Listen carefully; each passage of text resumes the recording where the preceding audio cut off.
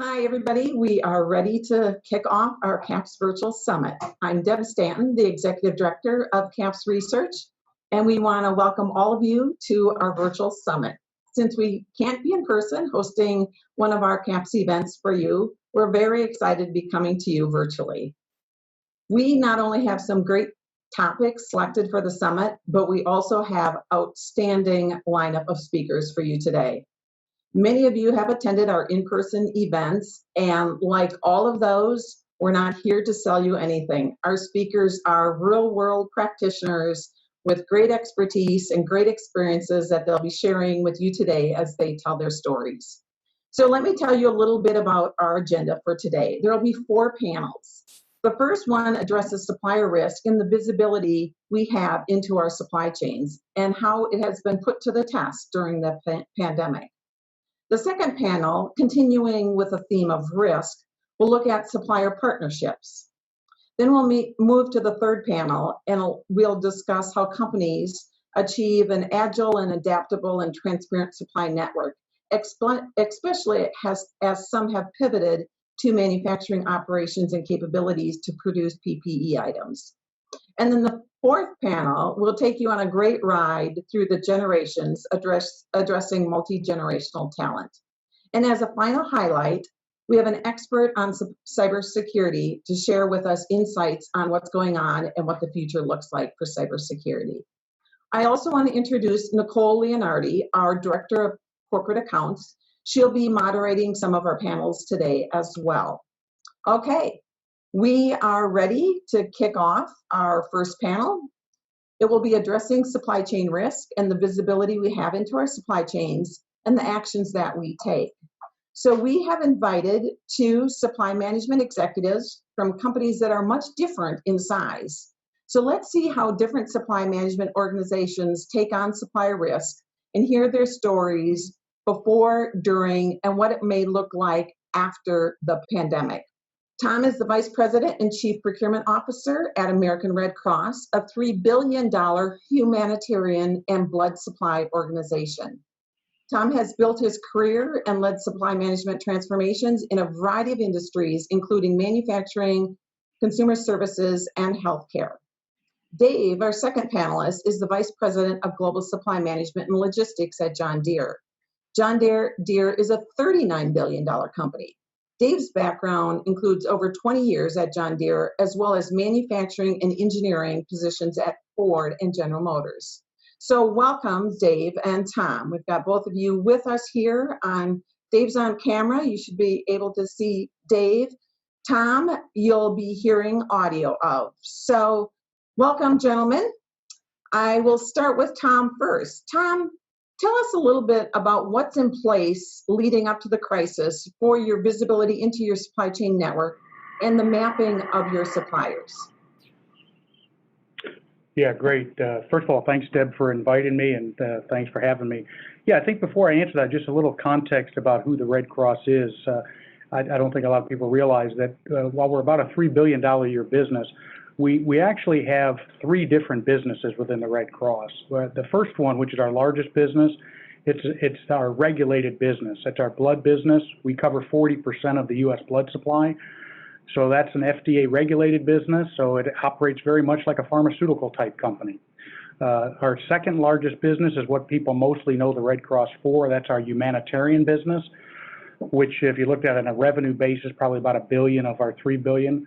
And that's through corporate donations and individual donations where we serve those in need. Those are people that are affected by disasters, home fires, wildfires, tornadoes, hurricanes, things like that. Our third business, our fastest growing, is our training services business, where we basically monetize the Red Cross brand to sell Red Cross certified lifeguard training, CPR training, and whatnot to local communities. So I share that in advance just to give the audience an indication of my comments to answer Deb's question about what did we do to lead up to this in terms of our supply risk. And here's my answer to that question. I was pretty fortunate. When I walked into the Red Cross about 4.5 years ago, my boss, who's the CFO, his first ask of me was, he said, Tom, the thing I'm most concerned about is risk, and particularly supply risk. Because, Tom, if we don't manage that, we're not going to be able to operate. we won't have a revenue stream in our blood business. We'll be down. So Tom, I need you and your team to really get us up to speed on that. So that was really a big help to myself and my team to have that. And here's what we did. The first thing we did, just very practically, was get the executive team, my peers and the presidents, agreed on a need for a supplier risk policy and a procedure. So for the first time ever, we developed one based on better practice from across all industry, and had the presidents of the three businesses and the CEO agree that it made sense. And in the risk policy and procedure, pretty practical stuff. So one of the things in there, it said that we're going to have a risk council, a supplier risk council, which is made up of every business of the Red Cross as well as every major function at an executive level. So these are people that are designated by their presidents to sit on that council. So we probably have about 15 or 20 people on the council. The council meets the first Friday of every month. So it meets routinely. We've been doing this now for about three and a half, 4 years now. And the purpose of the council is to stay on top of all of our supply risks. And how do we do that? Well, we do it very simply. First, we've identified who our high-risk suppliers are across all of our businesses. So today we have about 25 high-risk suppliers. And what we've done with that, and we've shared this with the council, is not only knowing who they are, but then having a written supplier risk profile for each of them. And in that risk profile, again, very practical, it identifies what is the risk for that particular supplier or supply, why is it important to the Red Cross, in other words, the link to the business objective, what's the likelihood of the risk, what is the impact of the risk in dollars if it happened, and most importantly, who owns the risk? And that's typically a business executive. That's not a procurement or supply management person. My team will facilitate that, but the business has to own the risk.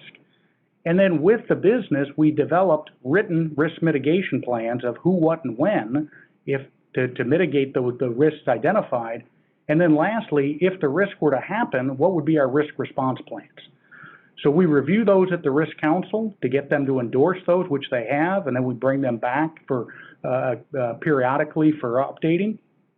That served us very well as the pandemic hit, because as you can imagine, we already had the playbook. We pulled it out and said, okay, these are our high-risk suppliers. Let's make sure now that they're set up to institute their business continuity plans that are part of the risk profile and work with them to do that. So that is the type of work that we did to really prepare ourselves for things like the pandemic that's occurring today.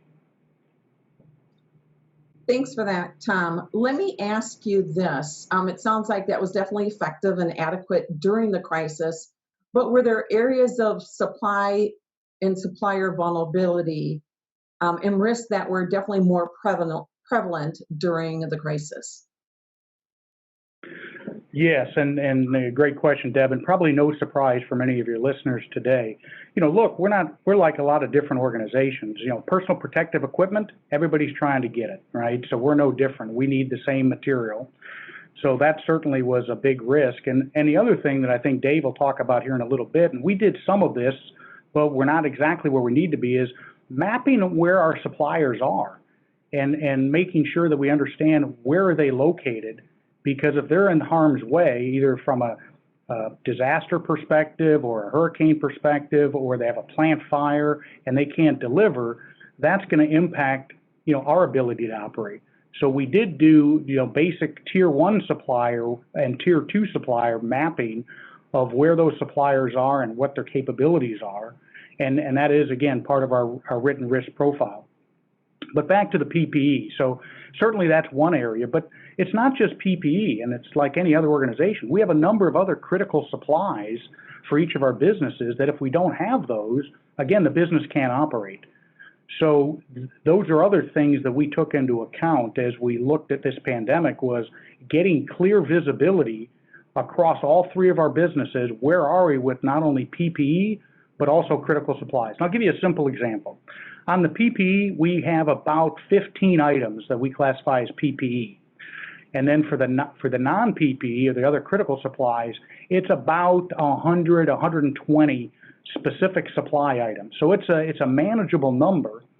But then the thing that we also did was to say, hey, we have to have better visibility into where all that stuff is in terms of what do we have on hand, what do we have on order, when is it coming in, who's our primary supplier, which we should know, who's our backup supplier, and what gaps do we have between supply and demand, not just for today and tomorrow, but we're looking outward saying, okay, what's going to happen in the next 3 months, the next 6 months, next 9 months. That has been a real challenge for the business. They're not used to thinking like that, particularly for PPE supplies, because they can normally just get them. Why would they need to worry about that? So I think that was area of supply visibility, is working with the business to say, guys, we got to be a bit more disciplined around what your estimated demand is going to be, particularly in the environment that we're in, where supply is very limited and constrained, and demand is exponential. You know, we're not the only ones looking for PPE, as an example. Tom, you mentioned that you have quite defined process already and things in place, even contingencies. So the supply chain team was more or less ready for this. But what surprised you? Any lessons learned, kind of the big aha moments that really rose to the surface? Yeah, I think two things, a really aha moment, one of which both of them I kind of mentioned, but I'll give a little bit more color. The first one is, don't underestimate the alignment with the business. You got to be right there with the business and help them see the bigger picture. They're not living this every day like we are as supply professionals. So one is just alignment with the business, making sure you're right there with them. Fortunately, we had those relationships already there via the risk council and via the close work my team does day to day with the business leadership. But don't underestimate that. The other aha moment is visibility and transparency of what we call the supply dashboard. You got to have it in one place. We did not have all of that in one place. We had it like a lot of companies, and I'm sure you're going to hear this from Dave. Look, we're running a $3 billion a year outfit. That's not big for some people, but it's still a complex operation. And we got different people accountable for different things. So it's not like it's all in my shop to manage. So we had to get visibility into all that, and we put together, for the first time ever in the Red Cross history, a one Red Cross dashboard of supply versus demand visibility for those PPE items, as well as those other critical supplies, and we did it by business. And I will tell you that when the business saw that, and the leadership of the business saw that, they were amazed. Their comments were, we've never seen this before. We didn't even know we had this type of perspective. This is wonderful. So that was those two ahas, I think, were something that, again, we're putting in our playbook for the next time we have a major disruption, so we don't lose those. And let me ask you a little bit, looking beyond the pandemic and looking into the future, how are you reimagining the supply chain and even some of your sourcing strategies and so forth? Yeah, and I think this is another really good one. And I will tell you that the other thing I'm really proud of as I answer this question is the Red Cross hasn't run out of anything. We've not run out of any PPE supplies. We've not run out of any critical supplies. And that's indicative of all the good collaboration and teamwork across the Red Cross, not just Tom's team, the supply management, but all of the businesses. And that's also reflective of the good work that we've done. But that just doesn't happen. And so when we talk about reimagining the supply chain, you got to think about different strategies for things. So as an example, every state, every hospital system just about, and FEMA all ran out of something. We didn't. And to stop from running out, we've also changed strategies. So as an example, rather than buying PPE in the tactical way that most people do, well, what are you talking about? We use a just-in-time strategy. We just buy when we need it. That strategy doesn't work anymore. We're in a different supply-demand environment. So if you keep pounding your head against that wall, you're probably not going to be very successful, or you're going to be running around trying to find all this stuff globally and vetting all these new suppliers, which increases risk. That's not a very effective strategy in this environment. A more effective strategy we found is, and we're implementing this as we speak, is a more, it's kind of a page out of an old playbook, which is work with the key suppliers with a demand forecast and go to them to secure manufacturing capacity for those items. And I can tell you, as we've been working with the three largest across the healthcare industry for PPE supplies, They said, Tom, your organization's one of the first that have come to us talking like that. We can't provide it today because we're out, but we can do this as in the very near future. And you're willing to commit a volume for what you want.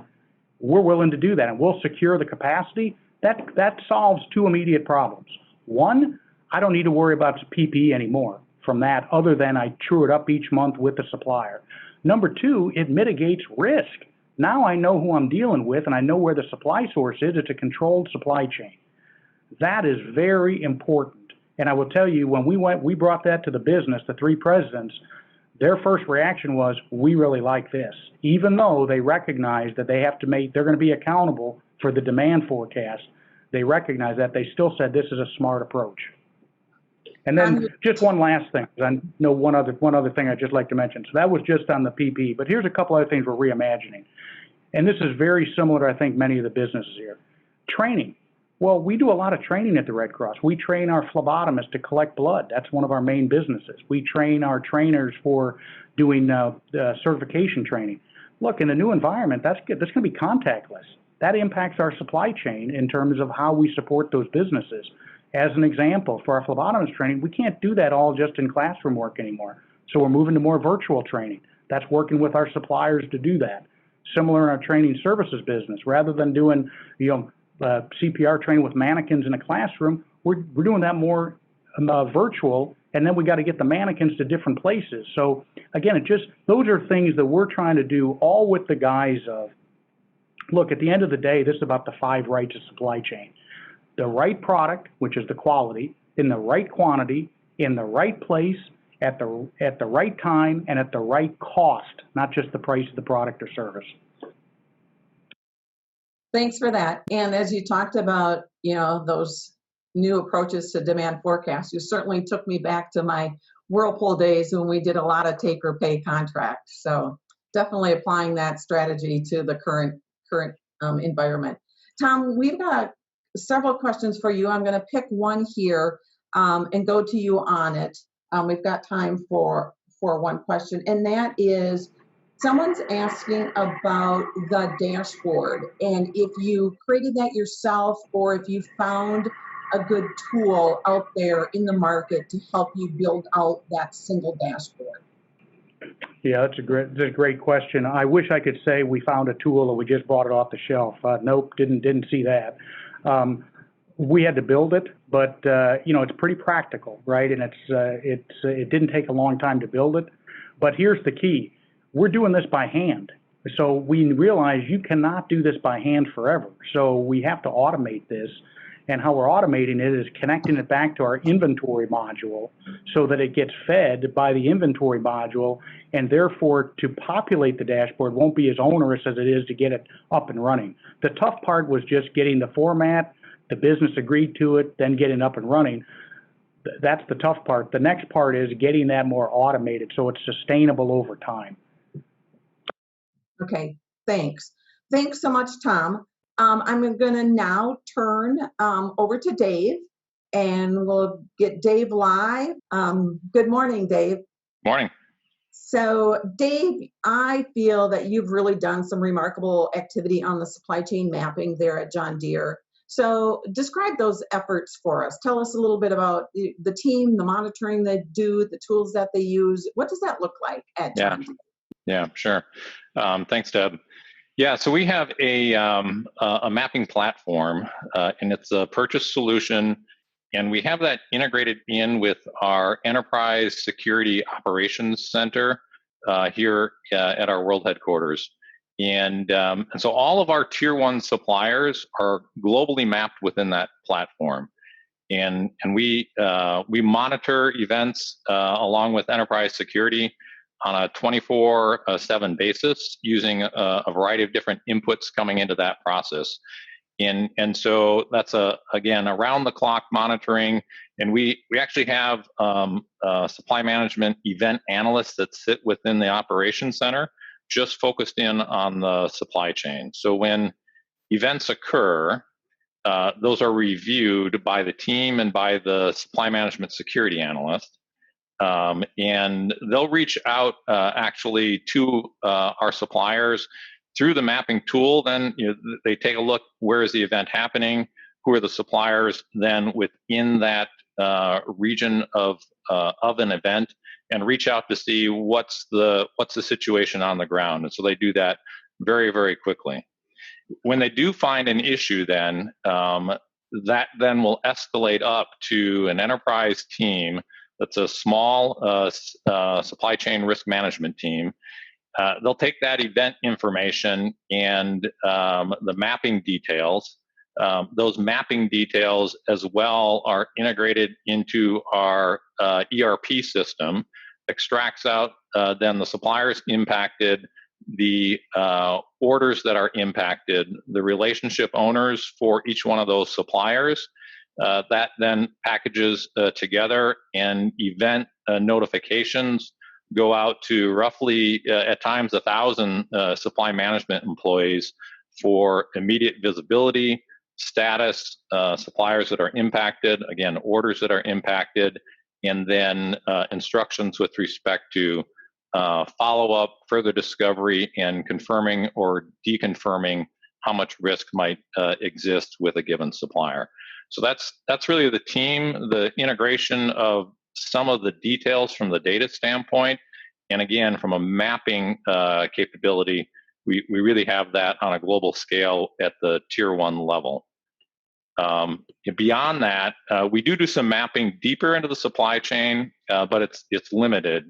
We have an electronics part of our business, and in that case, we do map down really into tier 3 or even tier 4, where we have critical suppliers, and that information comes in through the use of the distributors we have in that supply chain, as well as some of our electronic manufacturers at the tier 1 or tier 2 level, and where they may be buying components. But that deeper level of mapping, it's in the same data platform.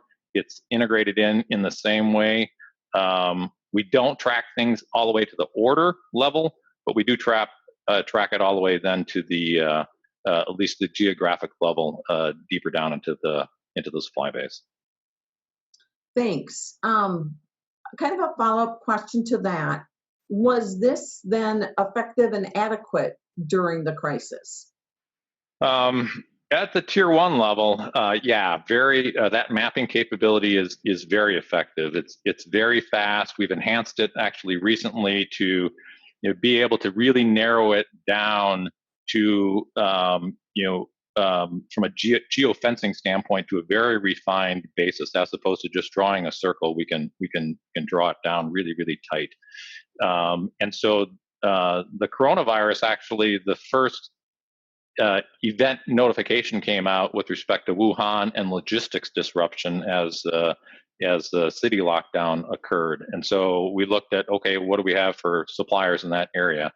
And so again, it's very effective at the tier 1 level. But beyond that, when this began to grow, we have a certain amount of spend in China where the pandemic first impacted us, and but we knew we had a lot more tied to the region, and we knew we didn't have that visibility. And so how do we address that? Because of the limitations we have from a mapping standpoint, really refined at the tier 1 level, but not below, was to issue communication to all of our tier 1 suppliers and quickly gather as much information as we could at tier 2 level, knowing that the impact was going to be at least 10 times greater from a spend standpoint as it related to just that region as the issue began to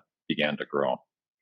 So in general, we have really a kind of an effective reactive strategy at the tier 2 level and lower, because of the relationship we have and how quickly we can get visibility at tier 1, but also the communication process that we have with our tier 1 supply chain. Yeah, I think that's remarkable. What areas of supplier vulnerability and areas of risk were most prevalent that surfaced during the pandemic? Maybe even challenges that you saw second tier or beyond, things that we even referred to as nexus suppliers, those Yeah. suppliers out there in that network? Yeah. We definitely saw some of that. We saw some of it early in the electronics space again, and so we had better visibility there, which was good. We knew we had some very consolidated areas of tier 2 or deeper in the electronics space. Liquid crystal displays, raw printed circuit boards, those sorts of industries have been very consolidated in certain geographies, in this case in China. And so we knew we had some challenges there that we were going to have to work through, and we got that visibility very quick. As the situation grew around the world, we had other areas where tier 2 issues surfaced, and some concentration of that. And when you look at how the pandemic has played itself out, the impact on global supply chains, various reactions from governments with respect to containment and lockdown, where those lockdowns were longest is where we've really had some of the greater challenges deeper into the tiers that we've had to work through. So Italy had a longer lockdown. Mexico, India's had some impact, and not just at tier 1 working through those issues, but some tier 2 issues as well have sprung up there. But again, we get the visibility of that really through our tier 1. From a nexus standpoint, we've had these in the past, and as we look back in time, and we look at events like the tsunami that happened in Japan back in 2011, we definitely had what I'd call a nexus supplier issue there that arose. And even in the floods in Thailand in the 2014 time period, where again, it was in the electronic space, we had 3 suppliers sourced on a given capacitor in this particular example. They had different names on that part number, but they were all subcontracted to the exact same manufacturing site in Thailand. And it's another example of visibility deeper into the supply chain, a nexus supplier that we didn't, in that case, have visibility to until an issue came up. So there is certainly some value we see with respect to understanding where nexus suppliers exist deeper in the supply chain. So as you think about moving forward, what do you think you might do differently, or investments you might even make, or improving or increasing and advancing some of that visibility? Yeah, so as we look forward, again, we are looking at tier 2, tier 3 mapping potential, and from our digitalization strategy and how we manage risk today and the tools and solutions there, what's the right combination, either from internal capabilities we have, and from external capabilities that may exist in the market. How do we address this issue of enhancing the depth of our visibility and transparency deeper down into the network, really such that we can be more proactive in finding where we have risk and critical risk. I think Tom's framework on risk assessment and monitoring and mitigation is a great framework, and the ability to apply that deeper in is an area that we're talking about. We're also talking about, then, as we put that in place, how do we enable in speed of communication with our tier 1 suppliers? Because if we have that capability, and to get that capability may likely require some commitment from our tier 1s in order to obtain it, is there a win-win just with respect to enhancing the overall supply chain network? So how we communicate in an event situation with the mapping and the speed of our tools and the integration with respect to risk monitoring, how do we enable that network? That's another aspect that we're looking at.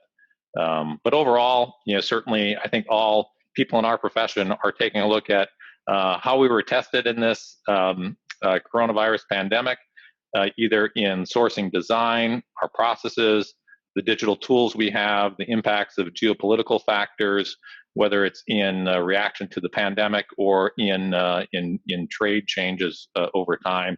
All of that is feeding into a lot more strategic thought and conversation around how resilient are we in this whole process. So we're really doing a deep dive in that as we look at this space of our capability.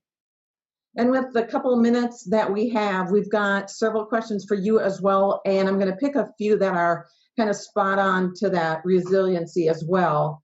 One question was specifically, how are you assessing and planning around the long-term risks with sourcing product from China? Yeah, I mean, we began that assessment with respect to the trade war and the impact on tariffs.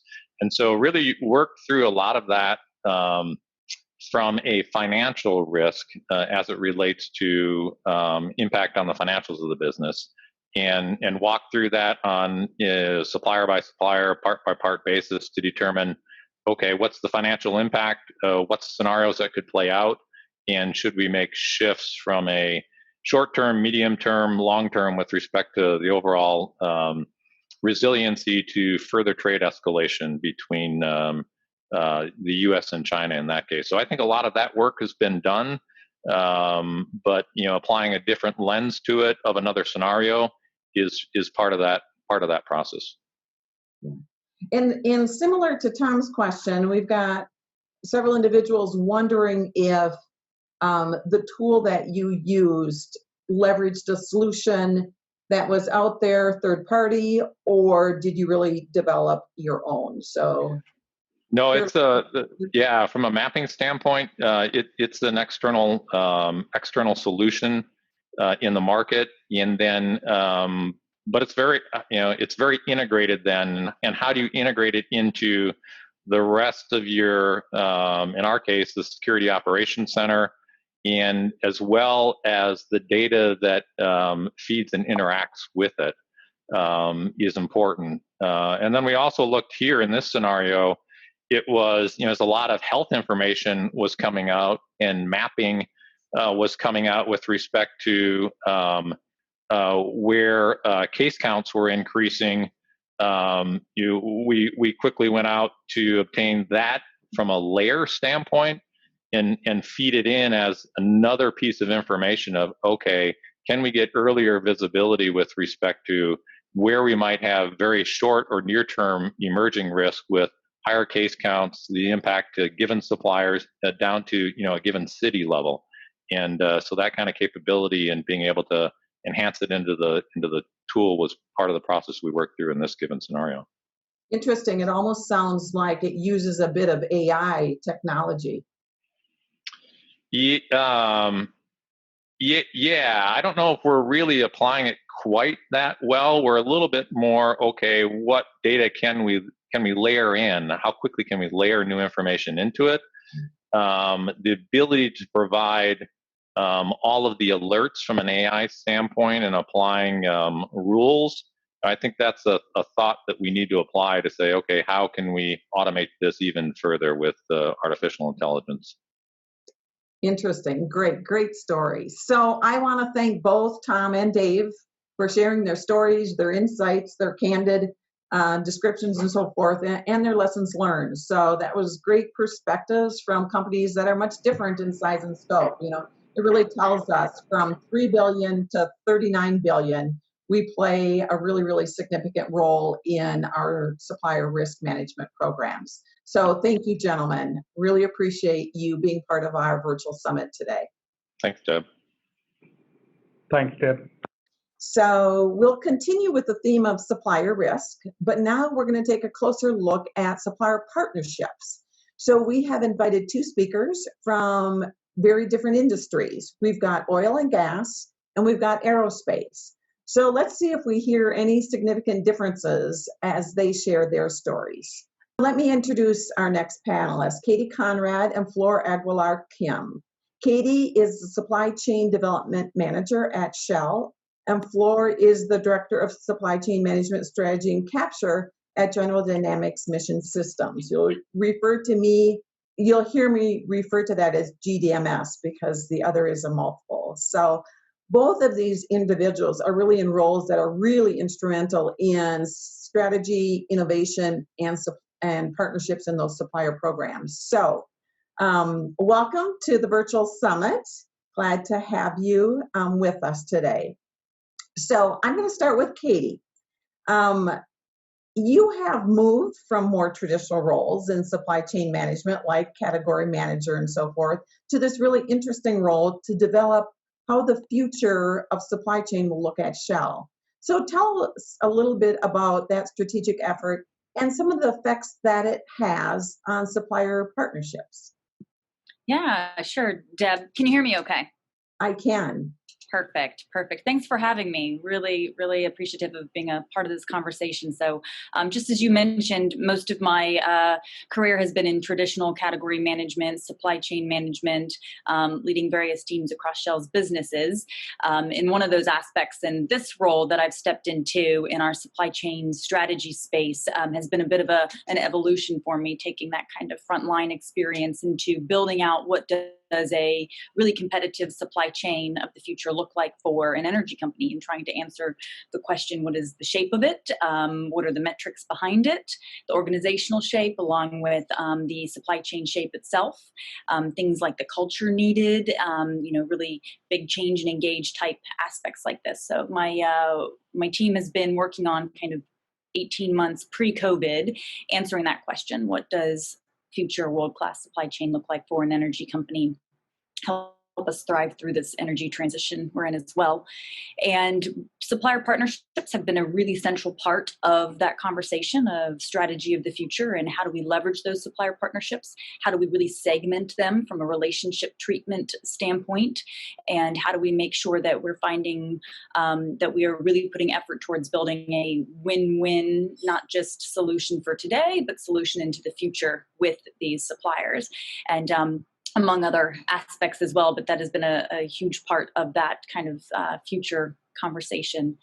When COVID hit, we did have a pretty stark pivot. I had to pivot the team's energy from some of that future work towards very urgent need for focus on care, continuity, and cash. And so we found ourselves urgently building handrails for our frontline teams around what type of guidance do they need to navigate force majeure claims, what type of dashboards do we need to be building. So we had a business continuity supply chain team pulled together. A lot of what Tom and Dave were talking about resonated with a lot of the work that my strategy team had to pivot towards, building the dashboards, putting the guidance towards the front line. We also had, within this, we saw a really fantastic acceleration of some of our strategy work. So it became a burning platform for the business case of why we needed these supplier relationships.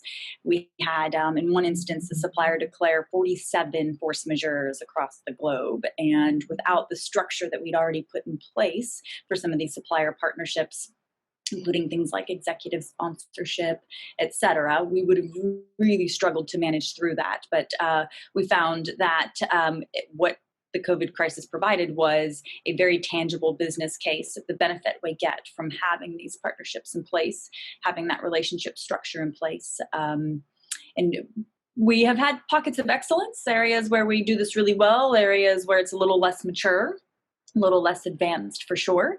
And what we're finding with this crisis is that we are able to accelerate some of the adoption of some of our ways of working as folks find the benefit of having those supply partnerships in place.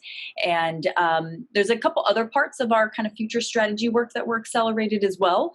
And a lot of it is related to how we work with our suppliers. So for example, bringing forth a couple new technologies, we were able to do that faster than maybe we would have in the past, as our business kind of saw the benefit of adopting them. We have some really strong continuous improvement programs with several of our suppliers, exploring new ways of accomplishing the same work in order to have an efficiency on our side and their side. So exploring, very just a tactical example, exploring instead of building scaffold, can we use rope access? Has a lot less cost involved in doing, work from heights, as just a very tactical, tangible example of some of the programs we have in place with our suppliers to advance to a more competitive place. So through this crisis where we really pivoted to focus on care, continuity, and cash, some of the strategy work really had a burning platform to accelerate it, pull it forward. And that's a lot of what we ended up kind of dancing between, if you will, a little bit of that really tactical, what is needed in this urgent moment, and how does this further our future strategy? How are we living into our ambition and our vision of the future? It's true that many companies found themselves really pivoting away from their strategic activity and having to be very reactive in an emergency mode, sourcing, expediting, the continuity of supply. So it is very impressive that you were actually able to stay focused on your strategic initiative. Were there certain things, however, that you did have to kind of press the pause button on? Absolutely, yes. And what we actually found, so with that acceleration of some of the strategic work, it actually crisped up some of our focus on it as well. So even if you're working in that strategy space, that future space, you still got on your mind what is incredibly tangible and useful for the business today and into the future. And we put pause on a couple elements that weren't quite urgently needed. So a lot of the broader Change and Engage program we had in place, we have a network of influencers that are a part of pivoting our culture to the direction we need it to be in, to be a true supply chain of the future. A lot of that real specific kind of Change and Engage organizational change was paused. Anything that demanded our front lines to look and spend time on, anything that wasn't dedicated to care for our people and contractors, continuity, and cash, our 3 C's as we called them, anything that took their attention away from that, we pulled back on. It included a lot of learning and development programs that we hit pause on. A couple of them are really important for the future. Such as scenario modeling and decision analysis. We went ahead and pulled a couple resources that were not critical to our front lines, continued their work on those learning and development programs, but pulled it away from folks needing to execute it on the front line. We have a couple organizational shifts where we're moving to a real true end-to-end supply chain that has been previously handled by discrete parts of our organization. We have an effort to pull that into a true end-to-end organization. That has been a bit paused and sequenced to later in the year when folks can focus on that. We also saw a little bit of a pause on some of our recognition programs being in person and face-to-face recognition programs. We had to pause those, push those out, and find a different way to recognize our teams, which again is a piece of that kind of broader Change and Engage cultural element, a little bit about the motivation of the teams and the morale of the teams. We had to find a new and different way to recognize and keep morale up. So while we were finding ourselves accelerating and living into a chunk of our strategy, we did have to get choiceful about it and pause several elements. So I'm going to ask you a little bit about segmenting the suppliers, because it's a term that many of us would be familiar with, because most of us do that with our supply base, and there's that traditional approach to segmenting the supply base. But I think you guys at Shell have kind of interesting aspects to that. So tell us a little bit more about what that looks like and what kind of creative, innovative, and even accelerated activities kind of presented themselves during the pandemic. Yes. So this is a really cool part of the strategy work that was in play prior. So we are taking an approach of not only segmenting our contracts along the lines of value and kind of health, safety, security, environmental risk, and business criticality. So taking it beyond that and applying a supplier relationship segmentation approach as well. So a second level of segmentation. A contract itself might be quite high risk to manage and or quite high risk to the business.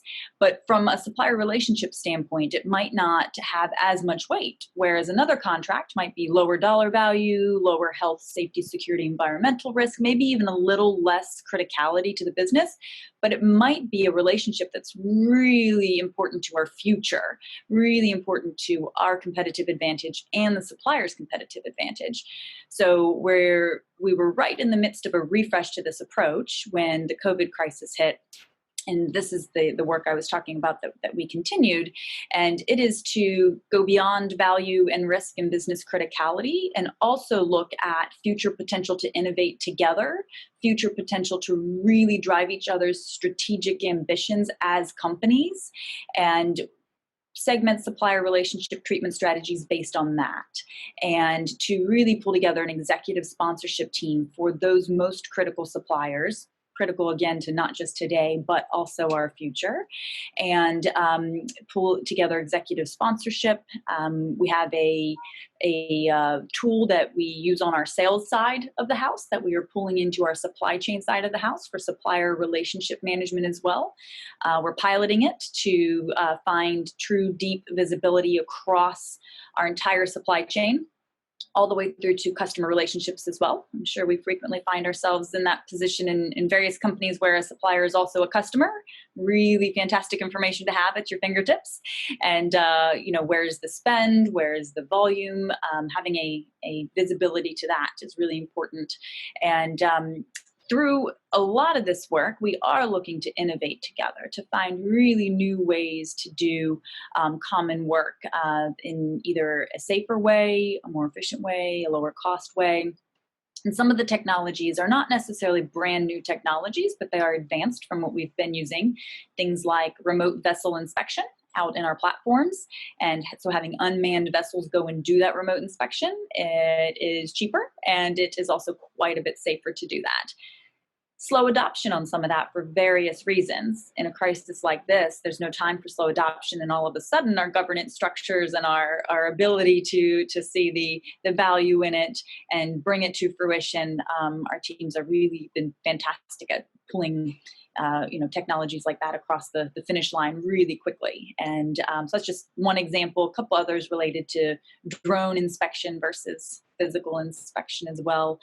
Those are the types of things that we've been seeing come out of our supplier partnerships and what we were able to leverage from prior to the crisis. That's great. I just love the story of not having to pivot so far from your strategic and really be only focused on kind of the tactical sourcing and so forth. I just love the story of you being able to actually accelerate your strategic activity and what those partnerships can draw from the supply base and so forth. A great story. We have several questions. I'm going to pick one for you, Katie, here. Sure. We have a gentleman asking, often suppliers are experts in their field. How do you pivot from we know best to they know best? Yes, that is a fantastic question. And I think it's a little bit probably what has been behind some of our hesitancy to sometimes adopt supplier suggested technology. We have a pretty strong orientation to we know best. We've got really wonderful engineers that work for us, the really wonderful business folks that work for us, and we hold pretty tightly to that. I think it's also a little bit of risk averse nature here and there of wanting to stick with what you know as well. So part of it is in building up that team.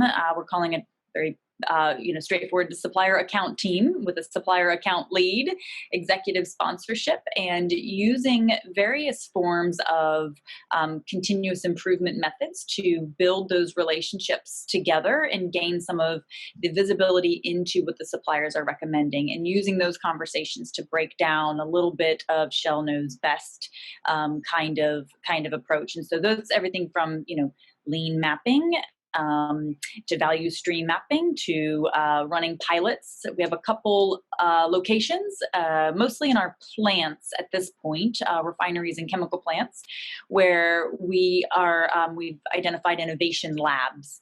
And so I think that that's made us a little bit more apt to say, okay, we're ready to try this new technology because it's in this innovation lab, and we can kind of test it out. And that's probably the right way to go about it as well. Test it out a little bit. So using those innovation labs to start to show, look at this wonderful technology coming forward from the supplier side, break down some of that paradigm that we've had in the past. Thanks for that. I actually am going to throw one more question at you because we haven't touched on this too much, and that is someone's asking about, you mentioned cash as one of your 3 C's. And so can you tell us just a little bit more about what you're doing to help improve cash flow in this environment? Yes. So we have taken a segmented approach to our suppliers again. There will be some supplier relationships where it's really appropriate to have a straightforward negotiation. We have quite a bit of market intelligence and an entire market intelligence team that puts out there, where market indices are headed, where commodity prices are headed, and therefore where very pragmatically our supplier prices are coming down as well. And so those are a bit more straightforward conversations.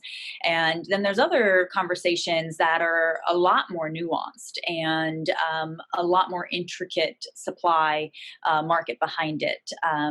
And there are also elements where a really straightforward negotiation with the supplier might put them in a negative position, and that's not ever our aim. So it's a bit of a balance on how do we preserve cash for our company very pragmatically and practically, because we have to in order for us to survive, and then how do we also help our suppliers preserve cash. There's certain areas where we are increasing payment terms, or increasing frequency, I should say, decreasing the payment terms to pay certain suppliers faster in order to help them out. And there's a bit of that balance between the urgent conversation of prices are falling, and we need to make sure that our prices reflect that. And then also we need our supply chain really fit for the future. And so you can't put your suppliers in a negative position for that.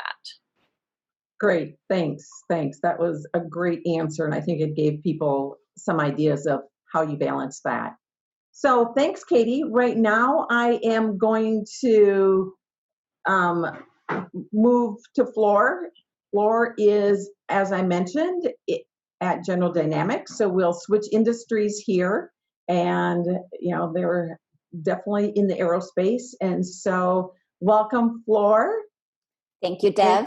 Thanks, Katie. As we switch out here, I see Thank Floor is ready to go.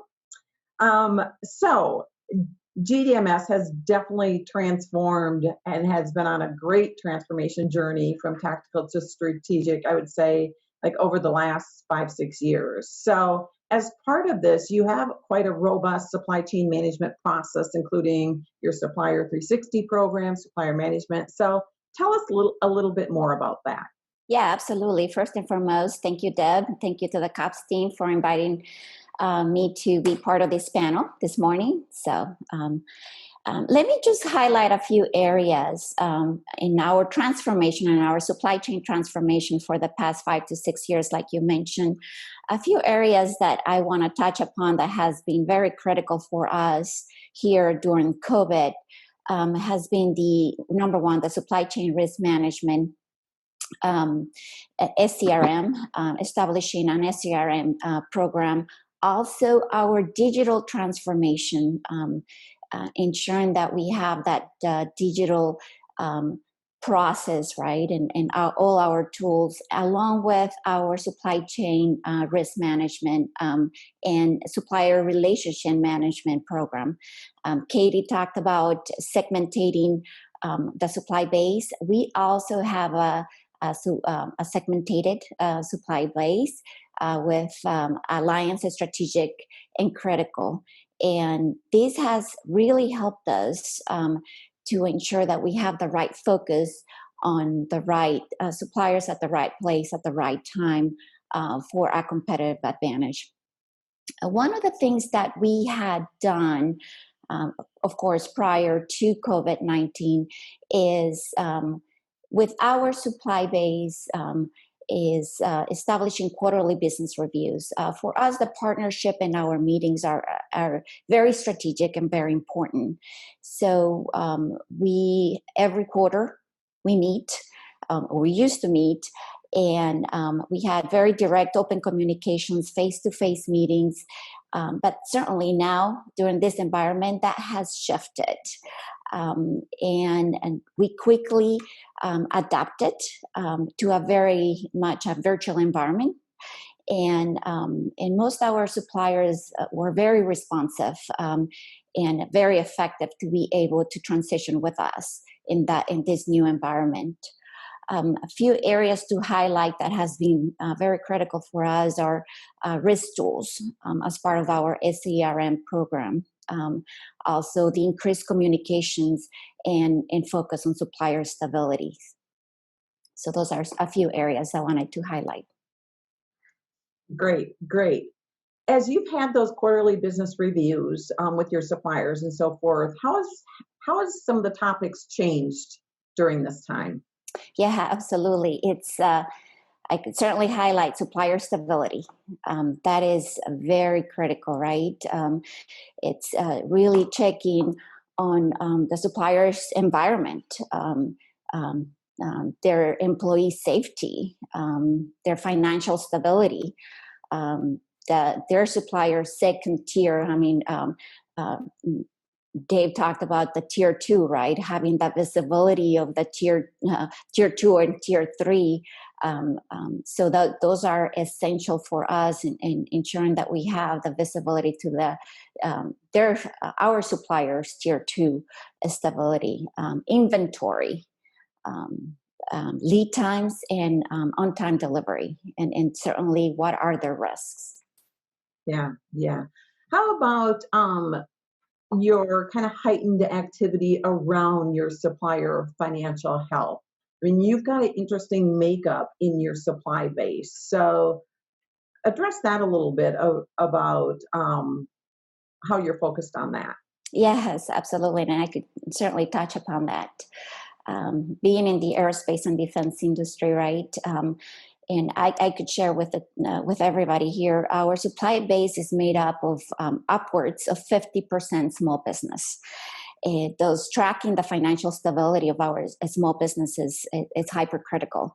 In this moment, has been very important for us to be able to help our small businesses. So we use risk tools, rapid ratings, and risk methods. And rapid ratings has helped us have that visibility of our small businesses, just as Katie mentioned, and Dave as well, is tracking all the essentials, right, on the stability, the financial stability of our small businesses. So having those discussions with them. So yeah, it has helped us. I mean, in being able to have the awareness of our small business to help them. We have done advanced payments, accelerating payments terms, so all that. Yeah, great. We definitely hear both ends of the spectrum when it comes to suppliers' financial health and the company's own, cash flow and working capital and financial health. So we definitely see some companies kind of really towing the line and staying very true to their payment terms and so forth, and not pushing out things with their suppliers. But we've seen, some companies who've had to adjust those pay terms kind of for their own financial health too. So it's really great, I think, when we're able to, support our supply base and be flexible and work with them exactly how you said on some of those, sometimes advancing, payment terms, accelerating payments for them, and so forth. So have you had to look for new sources of supply or even alternative and additional suppliers? Oh, And absolutely. I know that you have some really interesting techniques that you've used, and I'd love for you to share that with the audience, because I think the audience will find that these are something kind of new and different to what they might traditionally be doing. Yes, absolutely. As part of our supply chain transformation in our digital journey, one of the areas that we worked on 3 years ago was establishing the innovation sourcing network. And the innovation sourcing network is, per se, our General Dynamics supplier crowdsourcing network or tool, per se, which is basically made up of our supply base plus prospective vetted suppliers. And it has been very, very helpful in this new environment for us to be able to utilize it and strengthen our supply base to find those sourcing alternatives, right? It's to be very strategic in our sourcing area. So let me talk a little bit more about the process and what is the innovation sourcing network. So it's basically when we find a need, or the technical team and the business teams have an area where we need to identify an alternate source or an alternate supplier or a technical gap or a need. We release what we call tech scouts, or request for information. So we tap our ISN, or innovation sourcing network, and so we launched this through our network, and then basically our supply base, they respond back to the tech scout. We get it back. So, we review their solutions. And then we host what we call, once we identify and vet some of the suppliers, we host what we call virtual 10 tech talks, which is 10 minutes of these suppliers' technical capabilities. This has been a major discriminator for us during this environment. Why? Because it's purely a virtual 10-minute capability of these suppliers, where we are able to record it and then distribute and share with our organization across the board. So versus having the face-to-face meetings where we normally used to have, right, having the suppliers on site, now we have this 10-minute elevated speech from the suppliers where we're able to share across the company. It has worked fantastic for us. And so the innovation sourcing network has worked fantastic in this environment. Yeah, those are some great concepts that I think other people in our audience could take note of and possibly pursue. We have several questions for you as well, so I'll take just another minute here. Let me throw one out to you. And that is, I'll pick the one that's from a fellow A&D industry colleague. Do you use any digital supply chain risk software? And if so, which ones? For things like geolocation mapping, natural disaster notifications, etc. Yes, we do. It's risk methods. Yes. All right. Yeah, and it really helped us. It has been very helpful for us because we load our supply base, and it completely helped us based on the locations of our suppliers. So perfect. And then just real quickly, how do you identify these small businesses in your supply chain? Do they self-register, and are they certified small underrepresented businesses? Yes, we have all the different small business categories, right? As part of being aerospace and defense, we need to, as part of our comprehensive subcontracting program plan that we have with DoD and Small Business Administration. So we do, and so they self-register, but certainly it's part of our process to basically vet. As part of the innovation sourcing network, we have what we call the light onboarding and the supplier vetting, but then also as part of the active supply base, we go through the whole process of vetting our suppliers.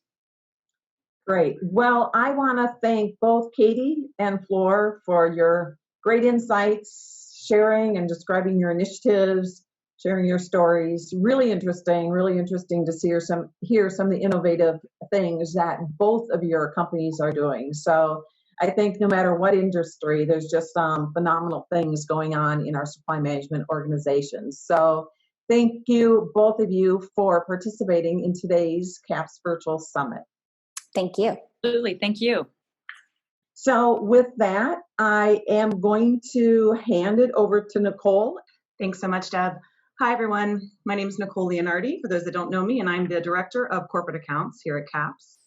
In our next panel, we're going to shift gears a bit and talk to two large companies who have pivoted their manufacturing and supply chain capabilities during the COVID pandemic. Joining us today are Anna Elena Marziano, Chief Purchasing Officer for Procter & Gamble, and Rob Wislowski, Vice President and Chief Procurement Officer of Honeywell. Anna Elena has held numerous supply management positions with P&G over her 32-year career. She joined the company in 1988 when she began working with the fabric and home care division in her native Caracas, Venezuela. Rob joined Honeywell in 2018 as Chief Procurement Officer and has held CPO roles at XPO Logistics, Valspar Corporations, and Reynolds Packaging Group. Thanks to both of you for being here with us today. I'm going to go ahead and start with Anna Elena, and Rob will be back with you in just a minute. Hi, Anna Elena. How are you today? How are you, Nicole? Good. Great. So before the latest crisis, P&G had a significant citizenship initiative that you referred to as the Force for Good. It appears that P&G was able to stay really true to that initiative through the pandemic. Can you tell us a little bit about that? Sure. Yeah, you said it right. We have a very strong citizenship program that was very well established. And the whole pandemic pushed us to have it with an even more clear focus on being a force for good and force for growth. So as we, went through the whole situation and clearly identified based on the experience in China that started before us, we shift and we frame our force for good and force for growth strategy around three main topics. The first one is to be protecting our P&G people. The second to be serving our community or consumers, and the last one supporting our communities. On the protecting our people, again, based on the experience in China, we clearly realized that we needed to do something to protect the people that were making, packing, and shipping every day. So we started producing masks for our people at the sites, and then clearly evolved into we will need to do more than just the sites, and we will need to start producing for our entire China-based organization. So as the pandemic, started expanding around the world, then we reapplied the learnings in China and started to think about production and expanding this production around the world. We are about 20 plus lines now running globally and making masks for, again, all of our people at the sites, plus our office employees around the world. That is one example. We also went into hand sanitizers and a few other things. And the hand sanitizer then was backed up by our Safeguard brand and some of the products that were making a lot of fit with our overall lineup. In serving consumers, our products were classified early on as essentials, and we saw a huge spike in our demand. That again, going back to our roles here, we were able to support thanks to our ecosystem of suppliers and the immense response and the relationships we had with them.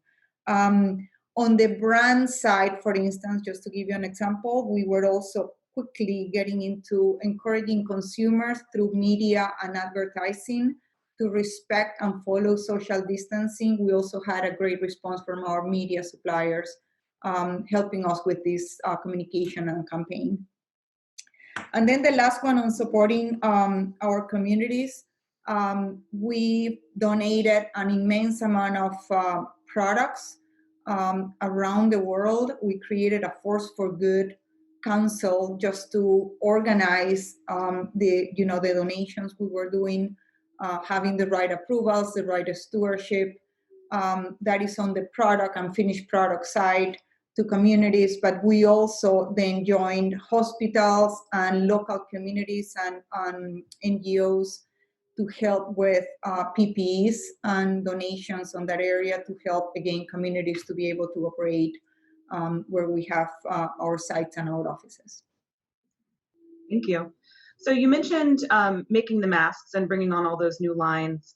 So I'm sure you had to have a lot of partnerships with your suppliers for that. Can you tell us a little bit about how you look at your suppliers as part of your ecosystem?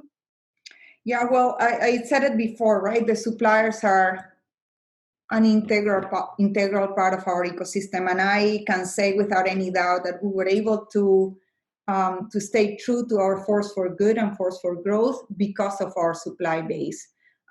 We stayed operational through the entire crisis, and the vast majority of our suppliers were also operational with us.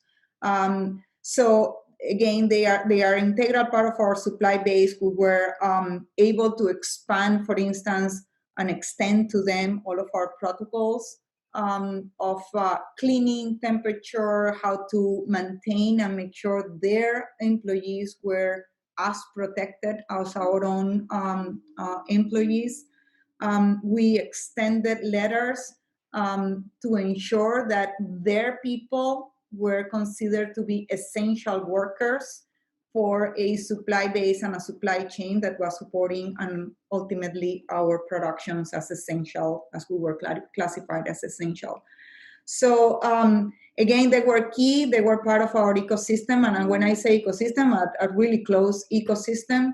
And as you can imagine, the situation is global. We have a very strong global footprint, and that ecosystem looked a little bit different depending on the regions, depending on the sites, depending on government regulations. Some limitations we had on mobilizing people, but we did the impossible to keep them really, really close to us, to keep them as essential as we are, and to partner with them in the way that they were really feeling part of our ecosystem. Thanks.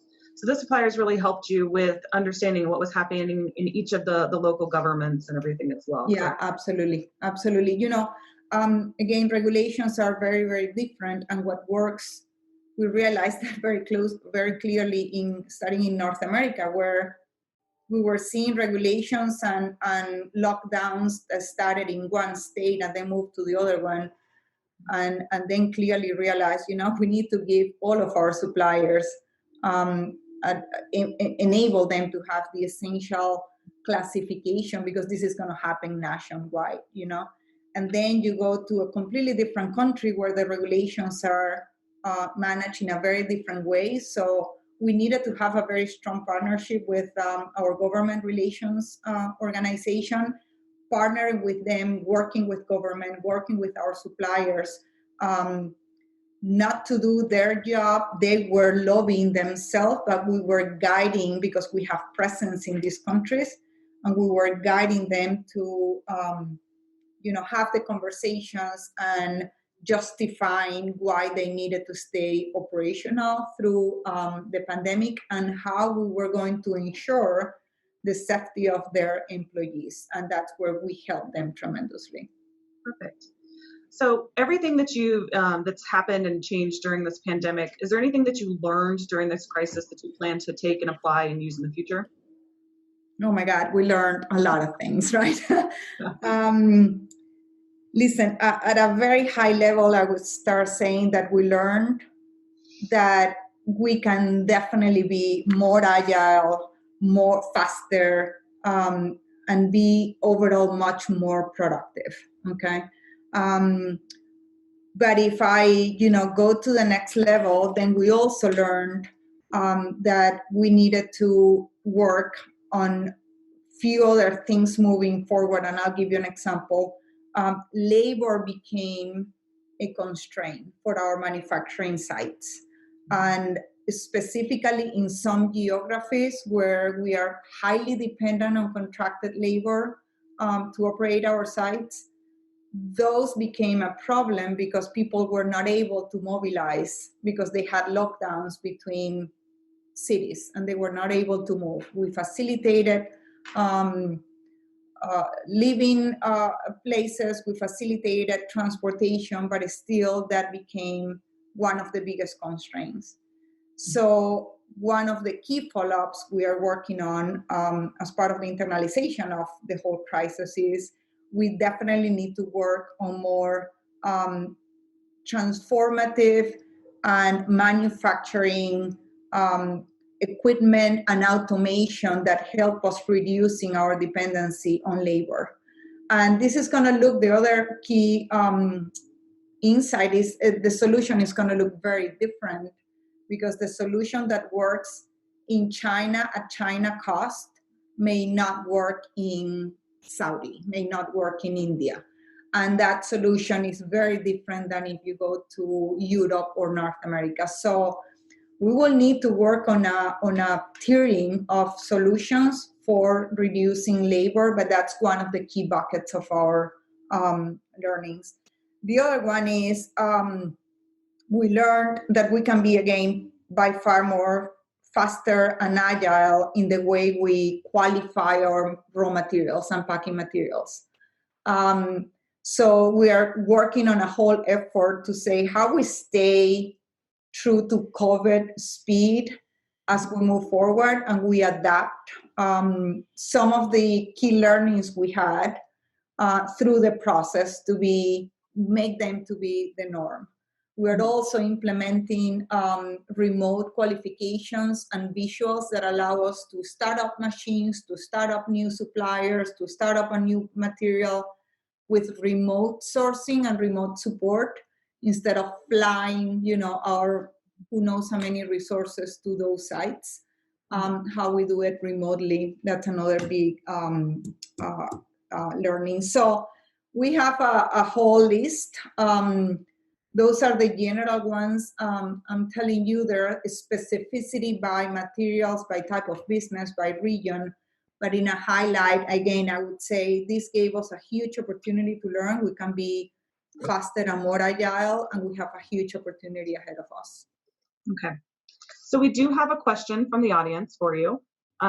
There's so much discussion around changing supply chains. Do you foresee that your supply chain looks significantly different in 2 to 5 years, or do you see that being stable?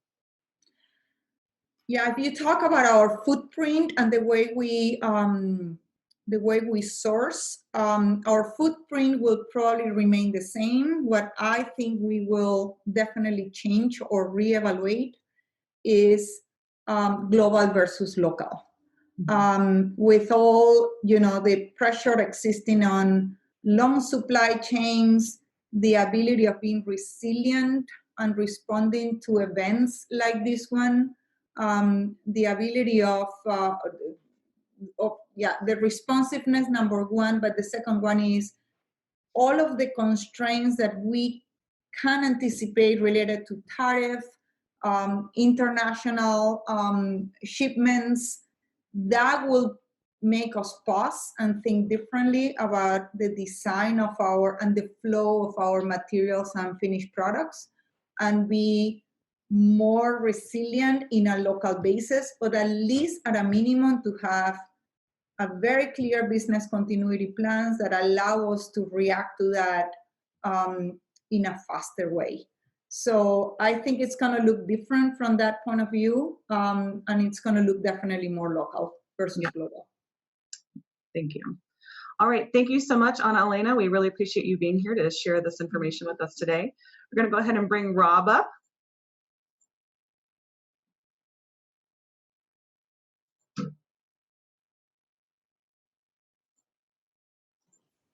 Hi, Nicole. Thanks for being with us today. No, my pleasure. So we're often looking very closely at our supply chains, especially during the pandemic when they're really under a microscope. But it's always our desire to create agile and adaptable supply networks. Can you tell us what that looks like for you at Honeywell? Yeah, there's a great example. If any of you have watched the press on Honeywell over the last month, you've seen our capability in taking what is not just a great industrial and technology company, but also a company focused on the world health. In this particular case, we established 2 lines to make N95 masks in 5 weeks. And why is it important to be agile and connected to your supply base? In real terms, that would be effectively like doing it in 2 weeks in a situation where you do not have a COVID crisis in place. Here's why. The suppliers that we dealt with, number one, had a tough time getting a hold of employees, finding employees who could go to locations. Secondly, just the basics of the employees that would be doing the work on our sites, having housing within hotels, extreme limitations in both parts of the country on establishing a footprint that would allow these workers to stay there. And we had to work directly with our supply partners, not just on the travel management side, but also on the hotel network side. So again, if you think about establishing N95 masks, who would have thought that would have been an important aspect? Third is delivery of electronic parts. I think Elena mentioned the importance of understanding your supply base globally. You look at the equipment that we utilize to make N95 masks, there's a series of electronic components. If you recall the start of the crisis, it began in China and then landed in Singapore and Malaysia. That's where a substantial portion of these electronic parts were manufactured, sensors specifically for the machines that we put in place in North America to create these N95 masks. We had to go through the entire chain of our supply base, not just second, third, but fifth level suppliers to ensure that they were able to deliver at the time frame we needed. So if you think about flexible, connected, and also dynamic supply chains, all 3 of those aspects presented themselves as challenges that we were able to meet because we had that strong supplier connectivity, and as well systems that allow us to see those issues in advance and get the lines up and running in time. Mm-hmm. Perfect. You started a very successful supply chain financing program at Honeywell a few years ago. Did you find that you accelerated that program during the recent pandemic? Absolutely. You've heard the old expression, it's better to be lucky than good. I feel very fortunate that in 2018, when I started, we created a partnership with one of our major banks that holds an enormous amount of debt with Honeywell and established a formalized supply chain financing program. Why is that a benefit? With the cost of cash being what it is, so low, and in the current financial crisis that's post-COVID-19, these suppliers need some support. That supply chain financing program has been instrumental in helping our suppliers maintain good lines of credit with Honeywell, getting paid on time, at the same time allowing Honeywell to maintain a positive working capital position. You mentioned earlier on, Nicole, that certain individuals might be approached with dialing back payment terms. Recognizing that may be a necessity in certain cases, the advent of implementing this supply chain financing program allowed us to avoid that in many cases. So it's been a benefit not only for Honeywell, but also the suppliers. Not often do you find a win-win. In this particular case, it absolutely was. Great. I want to circle back a little bit to the story you were telling in the beginning with manufacturing the N95 masks here in Phoenix. We heard a lot about it on the news here because it's local to us. Mm-hmm. Can you tell us a little bit about what it took for your supply management team to quickly pivot into managing that? Absolutely. First and foremost, the blessing you have working with Honeywell, we have a strong technology group. And I use that term broadly because it's not just technology for aerospace design, which is heavy within, of course, the Phoenix and Arizona areas, but technology overall. The technology prowess we have within this group is fantastic. Not only are they have the capabilities to make aerospace parts well, but again, pivot to manufacturing to make N95 masks and also respirators. Amazing set of steps required to find, number one, the space, the technology providers external to Honeywell, and also establish a manufacturing footprint. It's not just putting the machines in, but it's getting the people in place. And if you look at the videos that were online around our frontline employees that actually help get the line up and running, apply best-in-class manufacturing practices, not only were we online on time, but online efficiently with a very low cost of poor quality, inefficient output, as well as delivery times we're meeting our customers' end state. So if you will, the coolness factor of Honeywell has been applied here because first and foremost, it's technology. How effectively is your technology capabilities flexible to pivot from manufacturing aerospace parts to making N95 masks? Right behind that, how tight is your supply chain network to your supply base to start those supply chains up effectively? And third, how well connected are you to the existing employees and new employees you need to bring on board? It's without that triumvirate that we would not have had this success. And it's been, like I said, a coolness factor of working within the Honeywell network. Mm-hmm. I like that you mentioned the coolness factor. And you also mentioned the employees. So how important was employee engagement in all of this for you? Think about the timing that you normally work. I mean, everybody espouses how much they put into their job. But when it comes to getting these supply chain networks up and running, number one, work from home added a complexity to it initially, but ultimately added an efficiency. So let's talk about employees in our IT network. Extremely strong set of individuals allowing our networks to run efficiently, running with limited downtime. In addition to that, having the physical tools, the laptops, the machines, the headsets, to actually conduct your engagement with your supply base. So if you look at that, and without being able to dynamically engage your supply base, it would be impossible to understand the delivery timeframes. Two, on the employee side, the amount of effort and time they put into these roles over the last 3.5 months has been amazing. You can track how long people are online with what jobs they're doing, as well as the extensive meetings happening literally 24/7. We were having meetings with their suppliers starting these N95 masks up Saturdays and Sundays with senior level people within the supply base, also within the company. Why is it important to have employees willing to put that dedication in? We are looking to keep our ship afloat, and in addition to that, save lives. So employee dedication, commitment to Honeywell, the 9 behaviors, as we put it, were alive and well within the organization. Final point on that, Nicole, is how this is, I call it maybe a good play on words, contagious with our supply base, because the energy Honeywell employees had towards getting the lines up and running was without a doubt transcending in the supply base. So it really helped us when this supplier saw the time, the efforts Honeywell's putting into this. They were able to place a new focus on delivery. Many times you run into suppliers that anticipate that the delivery times they've done in the past are good. We needed much better than good. And they met that challenge, and they did that, I believe, in large part because they espoused to be very much like the Honeywell employees on their behaviors, to execute and not take okay or good as acceptable. We needed best in class. Perfect. So we do have a couple questions from the audience that I'm going to ask you. Do you use a formal methodology to assess supplier country risk? We do. We have a tool that was built very similar to what Elena might have mentioned on supplier risk, as opposed to an off-the-shelf tool that's customized to our needs. It does 3 things for us, which is important for anybody managing a complex supply base. Our supply base, like many of yours, is measured in thousands. So understanding, what physical location they're at. Are they based out of China? And what are the situation regarding Chinese access to raw materials? Are they based in North America? Are they based in Mexico? Having a good understanding of where they're physically located, utilizing this tool was critical to our success. The rules in each of these countries were much different on startup related to COVID-19 as well. So taking that tool and applying a risk ranking as to what suppliers are considered critical, to which parts we're making. And finally, we use the same tool to tie us into an understanding of revenue and margin hit.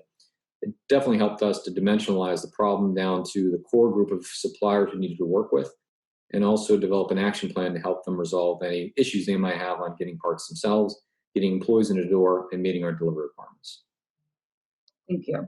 And back to supply chain financing. Do you have challenges implementing supply chain financing in different countries? That was an old challenge Honeywell had. The new program we have is global in nature. So really beyond the tactical aspects of establishing the program, the answer is no. Whether it's Singapore, France, Mexico, the US, really not had any significant problems other than establishing the program, getting the communication out. Again, like others on this call had mentioned around the quarterly business review process, we also have a supplier summit process, of which is now going to be virtual. Over the last 2.5 years, we've used that summit process, Nicole, to communicate how the supply chain financing program would work. We don't actively market it. It's a third party, it's a bank, but we provide that as an option for our suppliers to utilize. It's not a connection point to Honeywell. It's an optionality. And as I mentioned, it is truly a win-win for the suppliers if it works for them. Mm-hmm. And then one last question, same that I asked of Anna Elena. What does your supply chain look like in 2 to 5 years? And what may be the drivers of any change that you see? First of all, 100% digital, and we're close to that in many areas, but not all areas. Two, my expression, I call it frictionless procurement. Although in negotiations, we tend to have some friction when we are placing an order, executing to an MRP, delivering raw materials to make finished goods. We want that absolutely to be frictionless and touchless. And three, I call it an exciting employee base. Many times within the procurement, there are aspects of it that are highly tactical and highly mundane. We're changing that. We're making this, again, I'll use the expression, a cool place to work, where people can establish an outstanding career and use that to leverage to grow within Honeywell or grow within their career outside of Honeywell in the supply chain or other business aspects. It's a cool place to be as well because we have strong supply chain leadership with Torsten Pils, who's established a vision for these exact same things. And if you look within the procurement functionality, we've drafted right off that activity, and it's been an exciting journey so far, and we're excited to where this is going to land, and more closer to the 2-year time frame than the 5-year time frame. Perfect. I'm sure your team really enjoys having such a cool place to work. It's fun. It really is fun. All right. Well, we are out of time for this panel. I do want to thank both Rob and Anna-Elena for joining us and being here today. I really enjoyed hearing both of your stories, and it was great to see what each of your large companies are really doing for both your employees and for the community at large in such a trying time. So thank you very much. Thank you for having us, Nicole. Thanks. Yes. Thank you. We are going to shift to our next panel. This one's pretty exciting because we're going to have multiple people up here at one time. One of the topics that comes up frequently at our events is multi-generational talent and how to truly build an effective workforce that includes so many different generations. So for our next panel, we've invited supply management leaders from 4 different companies and 4 generations. We're excited to hear how their answers compare and if there's a true difference between how the generations perceive the working environment. Panelists today, we have Kyle Rugard, supply chain analyst at Anderson Corporation and former CAPS supply chain intern representing Generation Z. Cody Kuhn, senior commodity manager at American Airlines representing millennials. Pat Hopper, director of sourcing at FedEx representing Generation X. And Tim Fiore, chief procurement officer at Ryder Systems representing the baby boomers. Pat, I'm going to start with you. Many people were not prepared for the rapid shift to a work from home environment. What was your work environment prior to the pandemic, and how did you adapt to working 100% from home? At FedEx, we've got 475,000 global team members, 90% of which are in our operations environment and deemed part of the critical infrastructure. So they've continued, of course, to deliver during this pandemic. However, our 10% office workers, we rarely worked from home. It was pretty much an exceptional basis, and only if, we had somebody who had maybe the cable guy come in and work with their manager to get approval to work from home that day. But once the pandemic hit, it was really remarkable, and kind of what Rob said on the prior panel, luck coming into play with things we had done from an IT system perspective to really position our company to be able to transition our employees, 85,000 of those, within 2 weeks to a work from home environment. So we went from pretty much an exceptional 0% work from home to 100% within 2 weeks. And I'd say, generally the adjustment has been smooth, really happened quickly. We found it's a lot more efficient. People are more productive. There's less disruptions in the office. Meetings seem to be a lot shorter, which everyone appreciates, of course. And I think the connectivity is the only concern where you have maybe some rural-based employees and their connectivity isn't as great for Zoom or WebEx or Teams type video calls. But outside of that, it's really been seamless and awesome to kind of be a part of. Mm-hmm. Perfect. So Cody, similar question for you. I think that you have a pretty interesting story about the change in working environment. Can you tell us what your environment was like prior to this and then how that shifted for you? Yeah, absolutely. And thank you for the question, Nicole. So about a year ago from today, actually, American Airlines just started moving into our brand new corporate campus. We invested a little over $1 billion to build out several building facility to try to really be the home for all of our team members, both operational like flight attendants in the field and pilots, as well as our corporate-based employees. And so, everyone was really looking forward to joining and coming into an environment where we had amenities such as dry cleaning services, a market to pick up dinner for your family on the way home, and really try to build an environment where folks were able to have all of their needs met on campus. And so it was a pretty unfortunate time for, the virus to strike just about 8 months into, American moving into our new home. And so it definitely caught everybody off guard.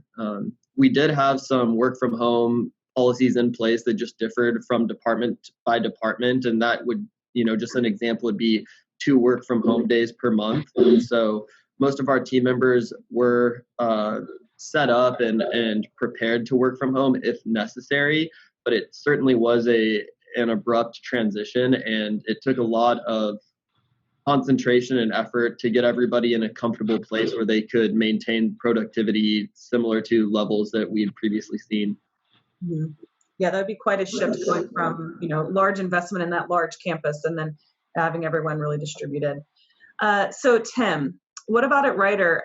Deb would refer to this as being old school, and she would say that she also is old school, but did you previously support working from home? Well, so thanks for having me, and it's good to be back to CAPS. I guess I'm the anchor here. I'm the baby boomer, and I guess I'm the oldest one on the panel. But I do remember when I was the youngest person in the profession, and it really doesn't seem like it was that long ago. But way back when, I remember my grandfather walking home from work. I could hear the horn in his factory go off, and 10 minutes later, I'd see him walk down the sidewalk with his lunch pail. And then when I first started my job, I worked for a company that designed and built a spacesuit. And we had an old school VP, and he would stand at his corner office that overlooked the sidewalk and watch for anybody who walked in a minute after 8 o'clock in the morning. And then I went on to Pratt & Whitney for a while, and you were not allowed to work any kind of overtime. 40 hours, that's it, out, nobody in the building. And the issue was really around the labor rate calculations. They were cost reimbursement contractors. So what it kind of said to me was, I'm here like 40 hours. I said, go. It had nothing to do with how much I really wanted to work. And then I was in Europe for a while, and I remember that I've always worked more than a regular workday, quite a bit more. And in Europe, on the continent, it's actually not allowed to work more than 40 hours either. In some cases, 36, I think it is in France. And they actually have a labor police that makes sure that happens. So you have to really get your employees to kind of agree that they're going to go a little bit above and beyond and not just a standard work week. I think, the issue for me around this from the beginning was that if you're not in the workplace environment constantly, then you're not getting the exposure that everybody else is, and you're not getting those go-to jobs that everybody really wants to move their career forward. And you're not establishing the networks that you really need to establish to move your career forward. And part of the reason is because you're not in the mainstream. But what's happened now is that none of us are in the mainstream. So the kind of the playing field is equal. We're all equal on these computers with these screens. And whether this is going to be long-term sustainable or not, I'm not really sure. I think we're going to need to know what happens after the virus ends, because in the case of Ryder, we're in no hurry to go back to the office environment. So my situation was I was one of the last ones in the office, along with the management team, but I also had a small team trying to respond to the PPE crisis. And I really felt at the time that we needed to be face-to-face to make a lot of decisions concerning how much to buy, where to buy it, how much to pay for it, where to put it, how to ship it out. And there was a crew of about 5 of us that were in there. And I do remember a couple of days before we finally pretty much shut the whole facility down that I thought that we had done all those major things that we really needed to do face-to-face, and that we probably could work from home. Well, lo and behold, we did end up going home because we had some people in the building who had confirmed positive, and we all had to be quarantined. So, but I think since that point in time, we've been really effective. I've actually picked up 1.5 hours of potential work because I'm not driving back and forth to work anymore. I used to drive back and forth and I'd be on the phone, hands-free, of course. But now I've got another 1.5 hours to work extra. So, like I said, I think it's all going to work itself out when you're not forced to not come to the office. I'm still concerned about career development. I'm concerned about if I hired somebody, how would I integrate them into Ryder? How would they establish those relationships with other people that help them understand what's really going on? How do they advance their career if you don't even really know who the person is? But it'll all work itself out. Okay. Thank you. Kyle, I'm going to jump to you and ask you the first question. I'm going to talk to you about communication. So as the youngest generation in the workforce right now, do you feel any difficulties when communicating with different generations? And if so, were any of these amplified while working from home? I wouldn't really call them difficulties, more opportunities to learn how to be flexible and adaptable is the best way to put it. This pandemic is a black swan event, but I've actually seen multiple. I've just joined the workforce, but I've seen multiple black swan events in my short time on this earth. So I think we need to learn how to become better communicators, and that means to all generations. So to answer the question, really, I believe that younger people tend to adopt the technology a little bit faster, the newer technology that's coming out, that's, the cutting edge technology, whereas the older generations have used more antiquated technologies that they've used in the past, like email or like calling people. I know that seems really funny, but I have never had anyone in my company that are in their 20s actually call me on my office phone back when I actually went to the office. So I think the medium that we do communicate is going to change, and it changes depending on what generation you speak to. One example I could give you is meetings. Meetings used to take place in person, in a conference room with a set agenda. That's how the older generations tend to do it, and that's how I was. That's how I was doing it up until this COVID crisis actually happened. But now that the order to work from home has occurred, I've seen the hesitancy from the older people to start using those online meeting forums. Like we use Microsoft Teams, but I know there's WebEx. You could use Skype as well. I think there was more of an adoption from the younger generation. My peers use Teams almost interchangeably with email. They prefer Teams because it's a quicker response time. You don't have to wait for the email to come. You can get your answer directly. Even more than that, if you're not getting it fast enough, I've had coworkers text me because they know they always have my phone on me, and that I'll be able to look at that quickly. So I don't see there being difficulties, more adapting to the new ways of communicating and adapting to new technology that's coming out. Perfect. Thanks, Kyle. Pat, as someone who previously didn't support working from home, did you find it difficult to properly communicate with everyone remotely? And what are some of the best ways that you found to communicate without being face-to-face? Yeah, I'd say like Tim, I was more old school in my thinking around work from home and felt maybe not like the guy with the horn, but not that dramatic, but always felt, my brother's worked from home for 20 something years in sales, and I always kid him, he's really not working and he doesn't have to go into the office for 50, 60 hours a week like I do. And again, like I said at the beginning, I found it's more efficient. I think the biggest challenge, and it's funny, Kyle, your generation, you said you've never been called on your office phone. Our culture prior to this work from home, you never called someone above you in the organizational hierarchy, so to speak, their cell phone, unless it was kind of a break glass for emergency, in case of emergency kind of moment, right? And I've found that speed of communication and decision making has really accelerated because those barriers have been disabled, if you will, with this new work from home environment.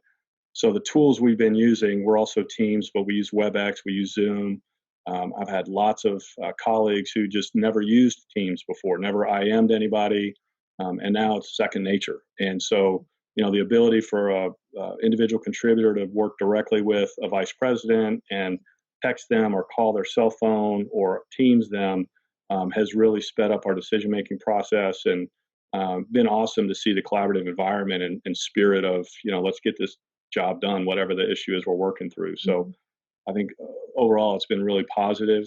And I think just, how do you ensure, to Tim's point, and I echo that as well, on the risk here of career development and beyond that, just the general networking that occurs in the office when you're walking the halls or going into a conference room or having the meeting before the meeting or the meeting after the meeting where you get some additional insight.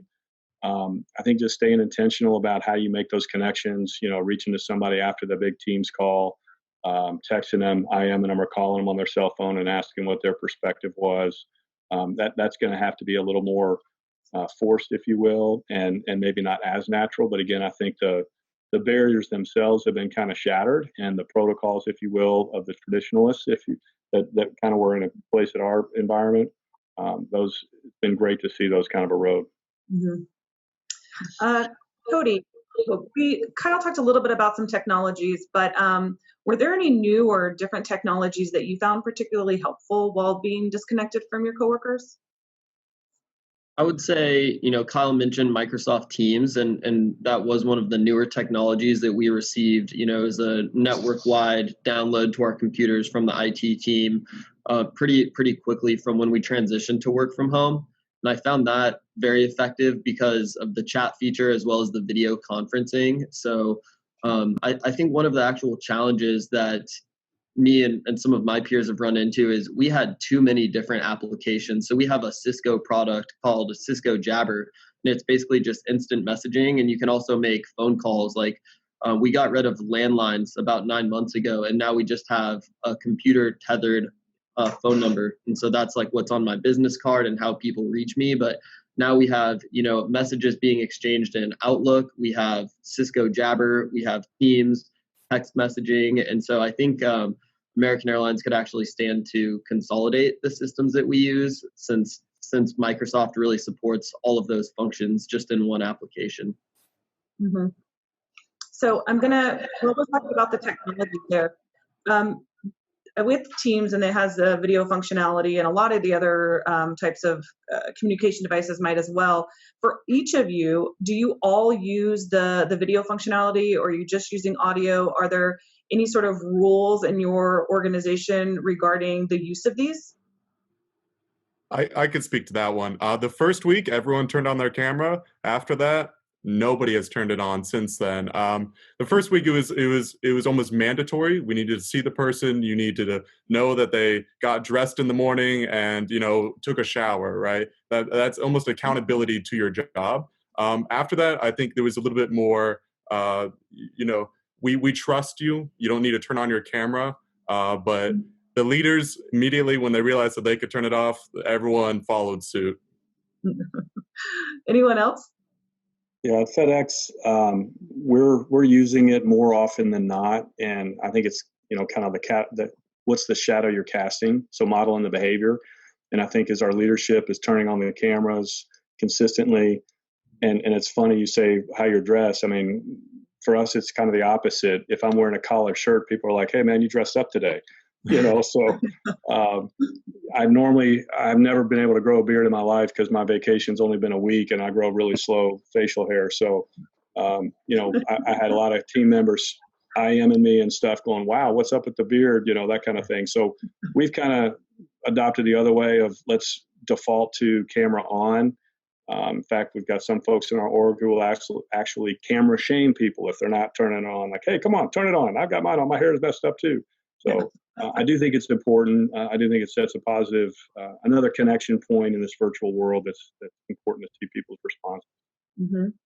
Tim or Cody? I would piggyback off what Pat was saying. I think that the video element drives just a bit of accountability to the other person on the phone, because if there's not the video element, I hate to, call out the potential negatives, but you'll always have a few people that are just sort of tuned in, not quite listening. And I think once, you know that both people are on camera and you can effectively look into the other person's eyes and communicate that way, it's the best possible option that we have next to face-to-face. And it started out a little bit similar to Kyle in the sense that, folks were getting their collared shirts on, getting dressed in the morning. And then slowly but surely, people just became more comfortable with getting on camera in their regular, if you just had a t-shirt on, that just became fine, and everyone was comfortable with that. So. Mm-hmm. Yeah, so I'm a fan of the video camera for sure. Because without the video camera, then it would just be a bunch of conference calls. And having been on the other line of conference calls and been in conferences where people called in, they're never really part of the group, and you're never really part of the group. Just try to get your words said in a conference call is really difficult. And with this camera technology, Cody's right. You can see people. You can see their expressions, their body language, to the point where I have a lot of calls with my key suppliers, and we video conference now constantly. And I feel closer to them now than I did when I used to call them up. And I feel almost as close as when I used to travel with them. So I think it's really powerful. When the ISM conference got canceled, I had a session on the PMI along with Tony Nieves. And we canceled that. We're very sorry about that. And then the request from ISM came in about, would you guys like to do this virtually? And we had just started up Teams. I hadn't really used it yet. I think I was still in the office at the time, so I was chasing PPE. But then once I got home and I had this device, I realized, like this conference here, this is an effective way to communicate with everybody who's on the line. And I think that we can express our opinions and our feelings pretty effectively here. So I'm not looking back at the request to do a video conference on the PMI session. I think I was absolutely wrong. And that's 8 weeks since I made that decision. 8 weeks later, I've changed my mind. Great. I am going to stay with you here, Tim, for a second. And I want to know how you've managed the productivity of your team while being remote. Well, so I was really concerned about that when we all went home.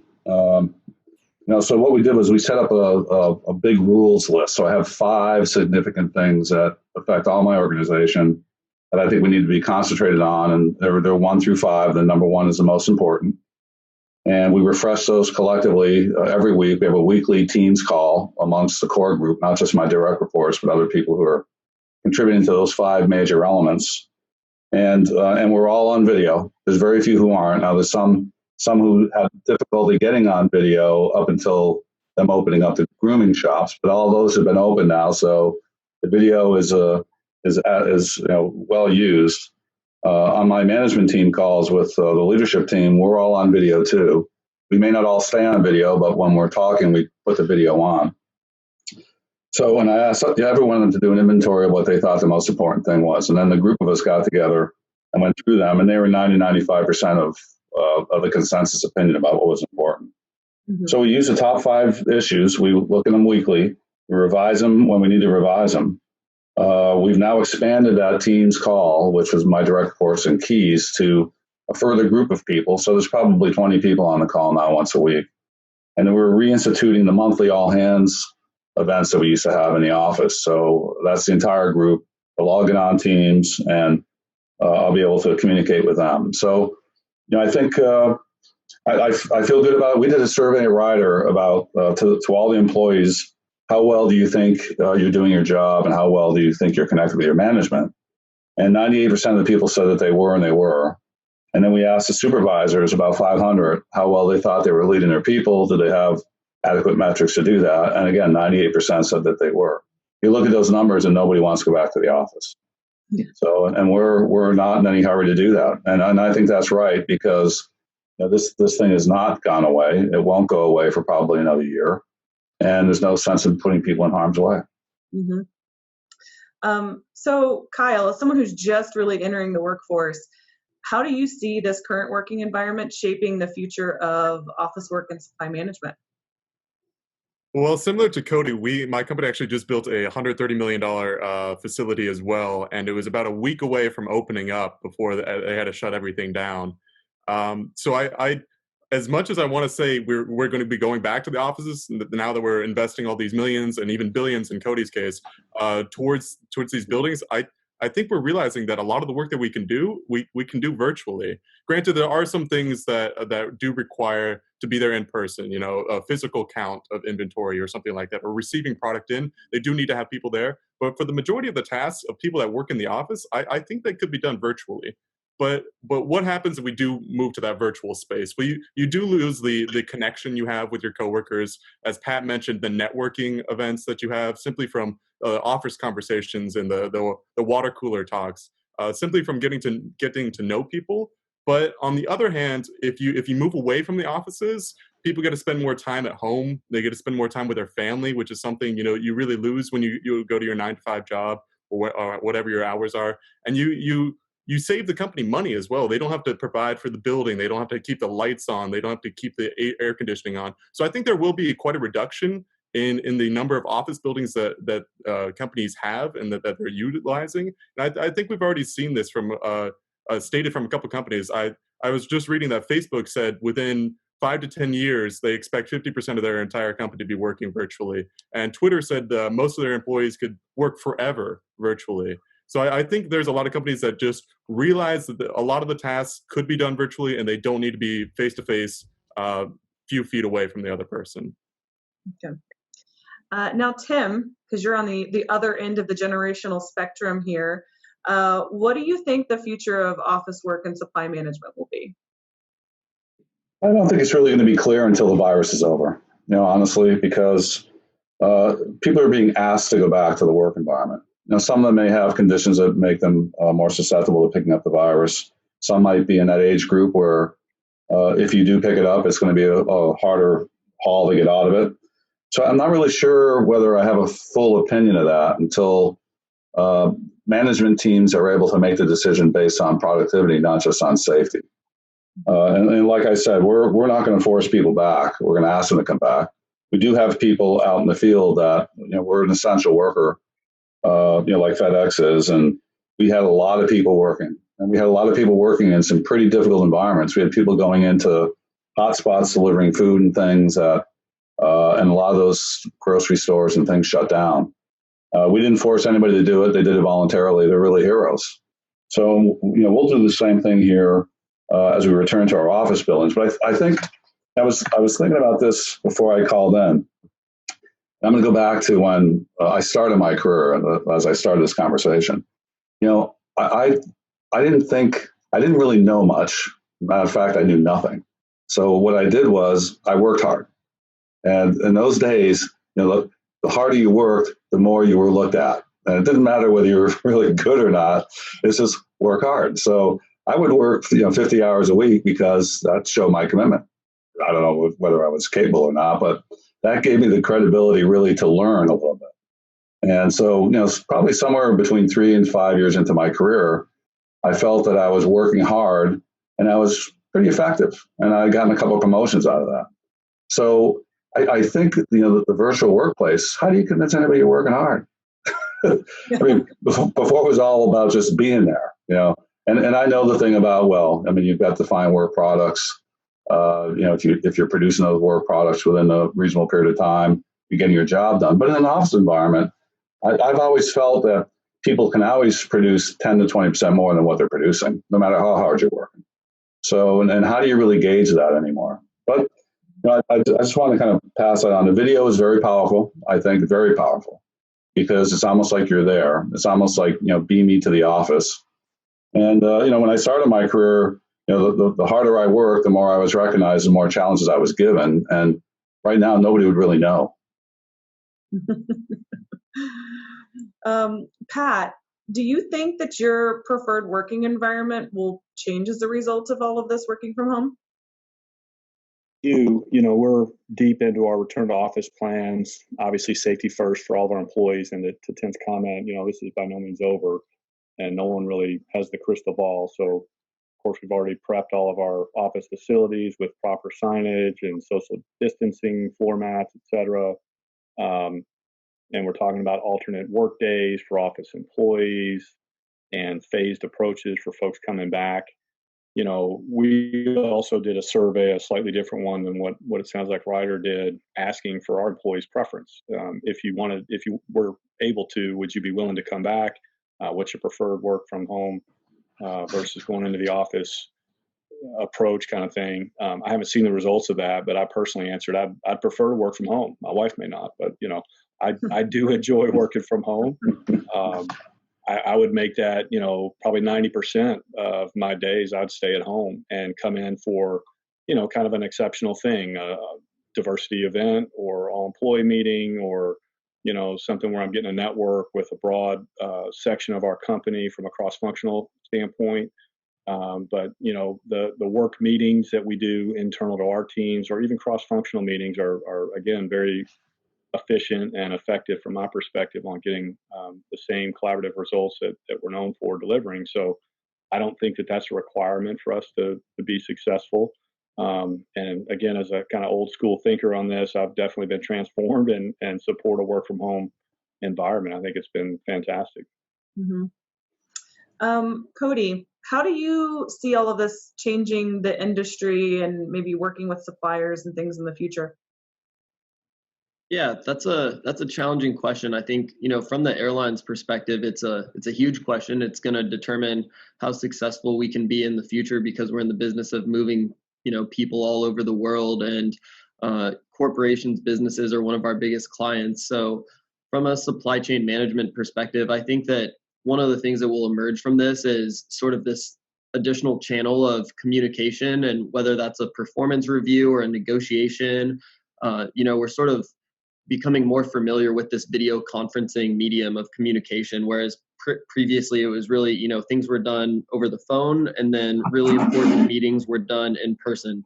But now I think this, a positive effect of this will be really engaging with our supply base more frequently on a video conference to help improve that relationship, try to get that quality communication in. And it also might push a few of the in-person meetings. It might kick those down the road a little bit and say, companies might decide to save as much money as they can on travel and wait until there's like a site visit, or somebody needs to visit a factory or a really important in-person negotiation in order to come and actually, engage live and get to shake hands and be together in person. So I think those are a few of the different trends that I would expect to see. We have a couple questions from the audience that I'm going to ask for my line of questioning. So I want to ask this to Pat and Tim. How do you see this environment performing when onboarding and training a new employee? Yeah, I'll start. We do have some folks. We're in a hiring freeze that, like most companies, I think they're all in. We had actually made offers to folks who were students and just graduated, so they started, June 1st as an example. And that's a real challenge, quite frankly. And so we're, again, trying to be very intentional with our management team on having the traditional skip level intros, doing them via video call, making sure that they're getting multiple touch points within the org and not just their direct manager. That they're having the same, onboarding experience while virtual that we would expect to deliver for those team members. Quite frankly, the risk I see is the culture. How do you infuse the FedEx culture remotely? And, we have a very collaborative and transparent, and we call it Purple Promise, make sure every experience is outstanding for all customers, internal and external. So, how do you deliver that? That's really our opportunity here that we're focused on, and messaging consistently. Again, like I said, multiple touch points with different areas of the organization, so they're not coming in thinking this is a hierarchical, I can't go talk to my director, or Teams my VP, or what have you. And I think it takes a village, right? It takes that whole ecosystem of our team members reaching out to this new person, getting them acclimated to our ways of working as a company, and hopefully spreading that culture. But we won't know if we're effective, obviously, for a year plus. Mm-hmm. Yeah, good point, Pat, for sure. So I do a lot of walking about. When I was in the office, I would walk about, just drop into somebody's cubicle and just chat. So what I've tried to do is I'll do the same thing with Teams. I'll just dial in video and just chat, and I think that kind of keeps you in touch. I think the issue about onboarding people, it depends at what level. If I was going to bring somebody in at a starting or moderate level, I don't think I would have that much concern initially, because I would assign somebody who would stay in touch with them on a continual basis. And at some point, everybody will be able to go into the office. So the question becomes, in the longer term, is you still have to relocate people. So when you find a candidate in California and there's a job in Washington, D.C., is part of it that they have to move. I mean, I think the IT organizations have been very flexible with this for a long, long time. They've telecommuted in or lived remotely for quite some time. And as my career has developed, more and more of my peers don't relocate. And I mean, relocated about 8 times. So I understand how difficult that is, how painful it is, and how unproductive in a lot of ways it is too. And I think we've got. So if I was going to hire a successor to me, I would be concerned about it, because how are they going to get to know the people? Pat's exactly right. How do you pass that culture, what the company's all about, onto somebody who isn't in the middle of it? And then also, how do you keep that culture 5 years from now if we're all working from home? I don't know those answers. Like I said, I think that we won't know those answers until the virus has a cure and we can all make choices. But I do know that in any group, you've got 20% of really high performers. You never have to worry about those people. They're going to work hard all the time. They're going to go for the most challenging assignments. They're self-motivated. They're going to do well. You've got 20% that may not be all that good. And they're there before and they'll be there forever. And you shouldn't really dwell too much on that. It's really, how do you motivate the other 60% to be part of the 20% that are the go-getters? How do you motivate them? My approach has always been to lead by example. Like I said from the beginning, I always worked a lot of hard hours because I thought that was important. But people see that I'm committed, and they either become committed themselves or they decide not to. And so you can separate the people that way. But I think I think that's it. We're going to have trouble, I think, as we staff and restaff. And I'm not sure where it's going to end. I think we're in a really unique spot here in business history that we're all going to learn a lot from. Well, I want to thank all of you for joining us today. We are out of time. We got to shift to our last speaker. So thanks to all four of you for joining us. It was really interesting to hear all the different perspectives from the different generations. And I appreciate you sharing your stories with us. Thank you. Yeah, thanks, everybody. Thanks, everyone. Thanks. All right. So Ken's our final speaker today. So I'd like to introduce Ken File.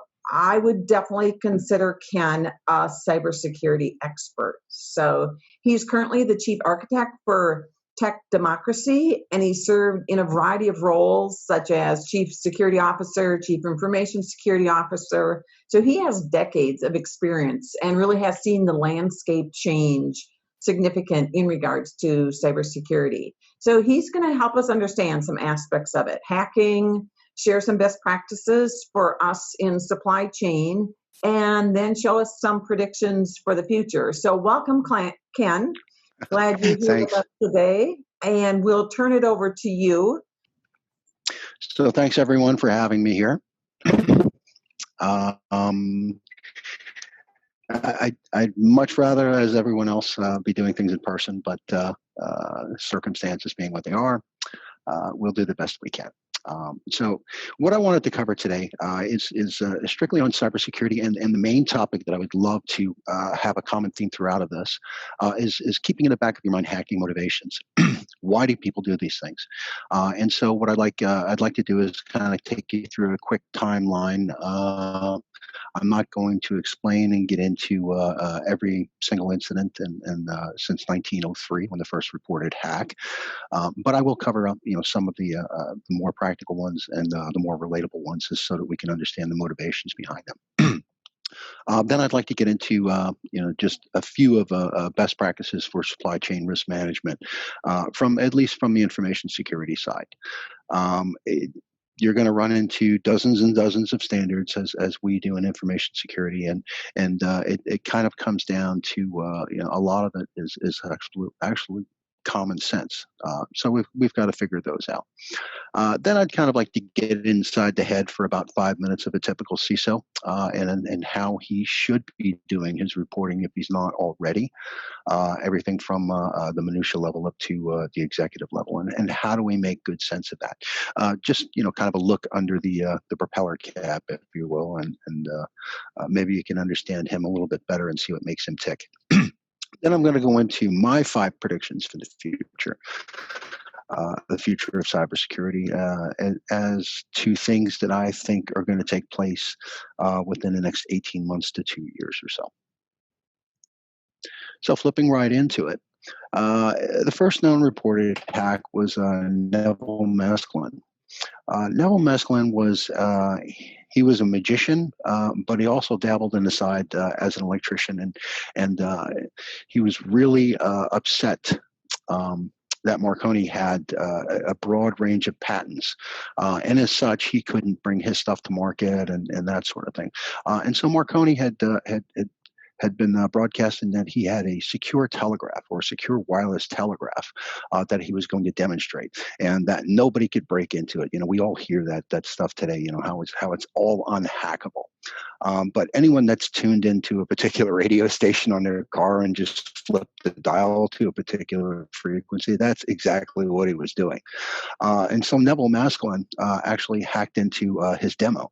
And it started out innocent enough, and he was typing out in Morse code, rat, rat, rat. And then that progressed into a little thing that said, there once was a man from Italy who manipulated, people quite prettily and that sort of thing. So the motivation on that was a personal attack.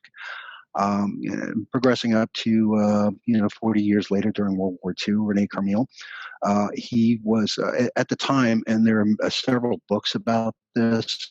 IBM was actually doing the census information for the Nazis. And the Nazis were using that information to locate Jewish folks and round them up and put them in death camps, as we all know, with them. When they got to France, Rene Carmil, he had convinced them to let them handle the census. And so after much ado, his primary intent was to locate people and people that had French military backgrounds. And he located them and kind of helped form the resistance and that sort of thing. And some years later, they had asked his son, who worked on the project, Robert, with him, they had asked him, basically what they did. How did they avoid reporting? And he said, well, we just didn't check option 11. That's all. Option 11 was the religious preference on that little card. Fast forward up 1971, that's when phone phreaking was really popular. I wasn't quite into computer systems and hacking and things of that nature, but phone phreaking at that time was a way to make free phone calls. And the way that you used to make free phone calls was you'd pick up the receiver, you would get that dial tone, and then you would whistle a 2600 hertz tone into it. That would put you into the main trunk where you can actually make your calls for free. And a little bit later on, that's where 2600 magazine got their name from, was that frequency, the 2600 hertz. Going down to I'll go down to Captain Midnight, for example. John McDougall was actually he was a satellite tech for a place in I believe it was Ocala, Florida. And he was upset with HBO raising their prices up to, I believe it was like $12.95 a month or $13.95 a month or something like that. He was unhappy because he sold satellite systems on the side. And so it was hurting his side business. And so what he did was, one night after Pee Wee Herman's Playhouse was over, he redirected the satellites. He hijacked HBO's signal, and for 4.5 minutes, he ran a please stand by screen with a message to HBO. So a lot of these things you can actually even still find on YouTube. Down to Max Headroom, if you remember him from the folks that were around during the 80s, during the new Coke wave. Max Headroom was a computer-generated figure. I think he was like the first computer-generated TV host or whatever. These people were never caught.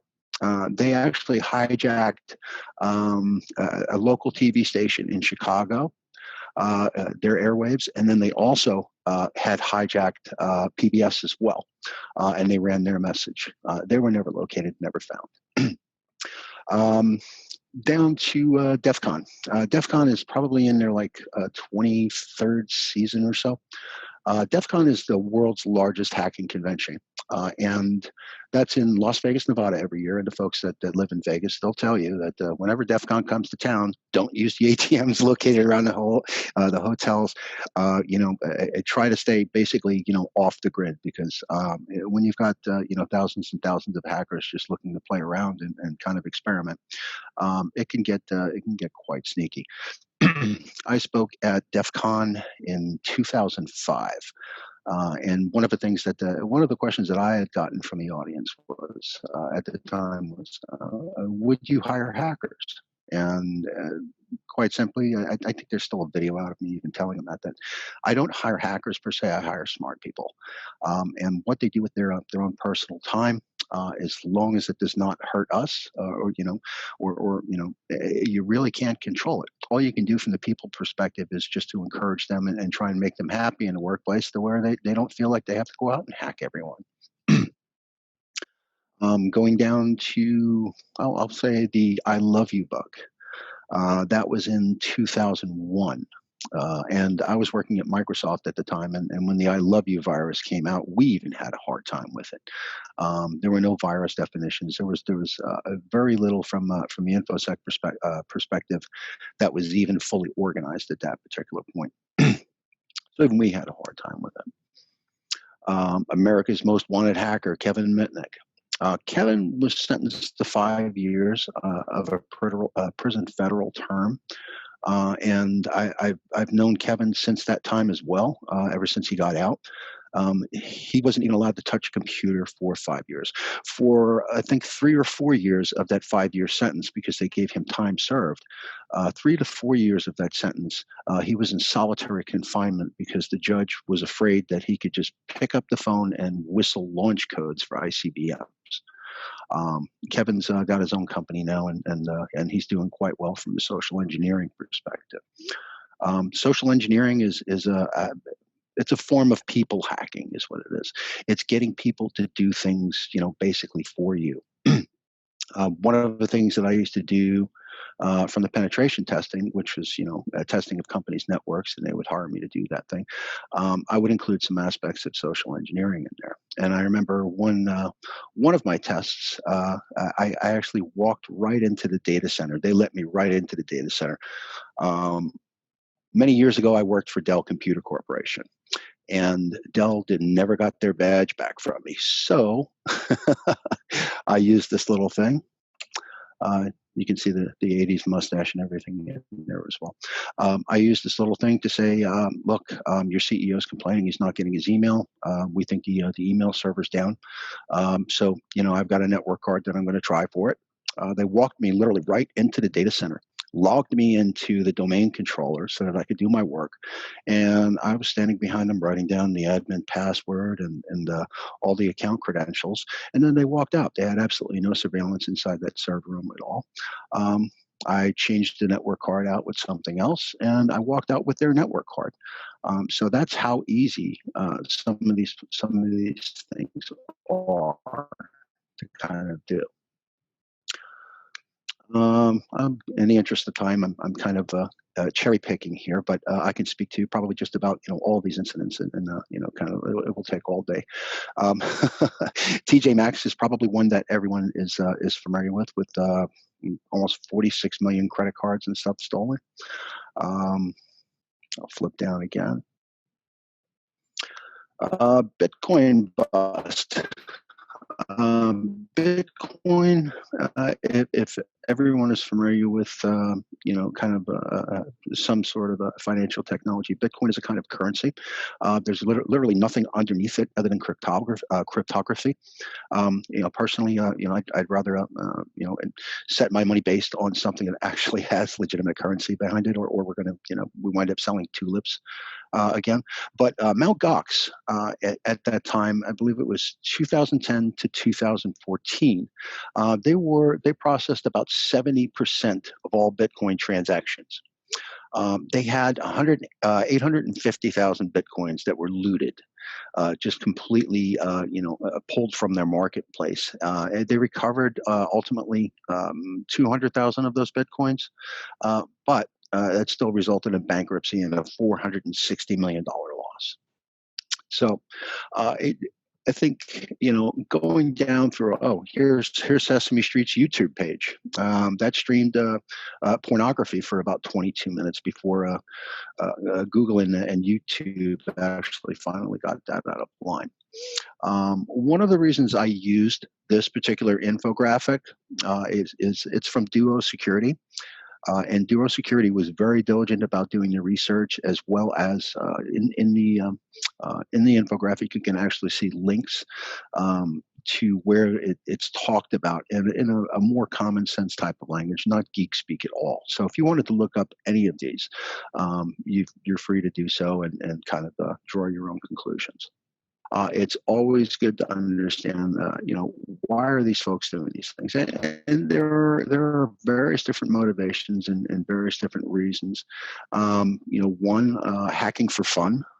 That's if you've ever seen someone that was changing their oil on their car, for example, and they can't get the oil filter off. They take a big flat blade screwdriver and they wham that thing through both sides, and then they use that to kind of get the oil filter off. That's what we would call a life hack. I think there's even TV shows on that show you all of those things. Essentially, that is the core and the crux of where hacking came from. It's the intent to make systems do something that they weren't intended to do. That's what we would call the fun part of it. Part is you may pull a prank on a friend of yours or something like that. But that's just the hacking for fun. Espionage, both corporate and governmental. One incident that comes to mind, and I could give a full hour on this particular incident because 300 companies in the Boston area were hit by this in 2012. One of my companies included. We spent approximately 2 weeks to get a total return to normal operations, and we were able to prove conclusively that no data was exfiltrated.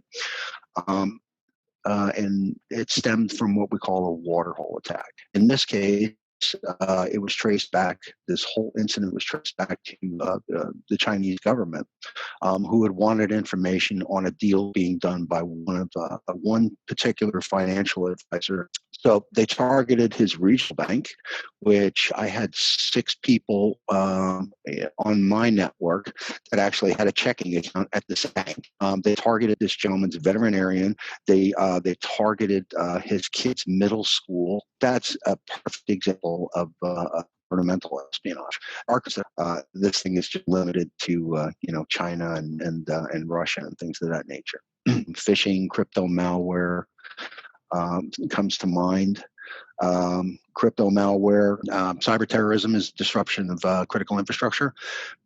As interconnected as things were, and as interconnected as things are, in 2003, I was almost positive when the lights went out in New York City and all along the East Coast. I thought it was disruption of critical infrastructure. I thought the grid was hacked. If someone can, over-chlorinate the water supply, for example, that's not very good. Going down to hacktivism. Hacktivism, I think, is something that, especially given light of recent things that are going on, I think that you're going to see that escalate, and that's essentially hacking for a cause. When we get down to prediction 1, why I think this is going to be a high escalation, is what we call insider threat, and those are mainly disgruntled employees or folks that may even be plants into your company from corporate espionage that are actually going to either exfiltrate information that may harm your company, give a competitor a better advantage, or just do things flat out because they feel that they've been wronged and it's the company at fault. So we'll get into that down in the predictions here very quickly. So on to what I would call 5 best practices for supply chain management, as it relates to information security. Like I said, this is not all encompassing. There are many, many different standards out there, but just like information security, I think it's a lot of if you've got 5 different standards in place and one of them is saying don't run with scissors, for example, you're going to find it in 5 different places, and so you've got to find a way to kind of correlate all of that, map it together, and apply it. I think proper management of cloud access with everyone going to the cloud. And especially, very large companies that, may have, 50, 100,000 or more employees. Proper management of access, identity and access management is definitely a must.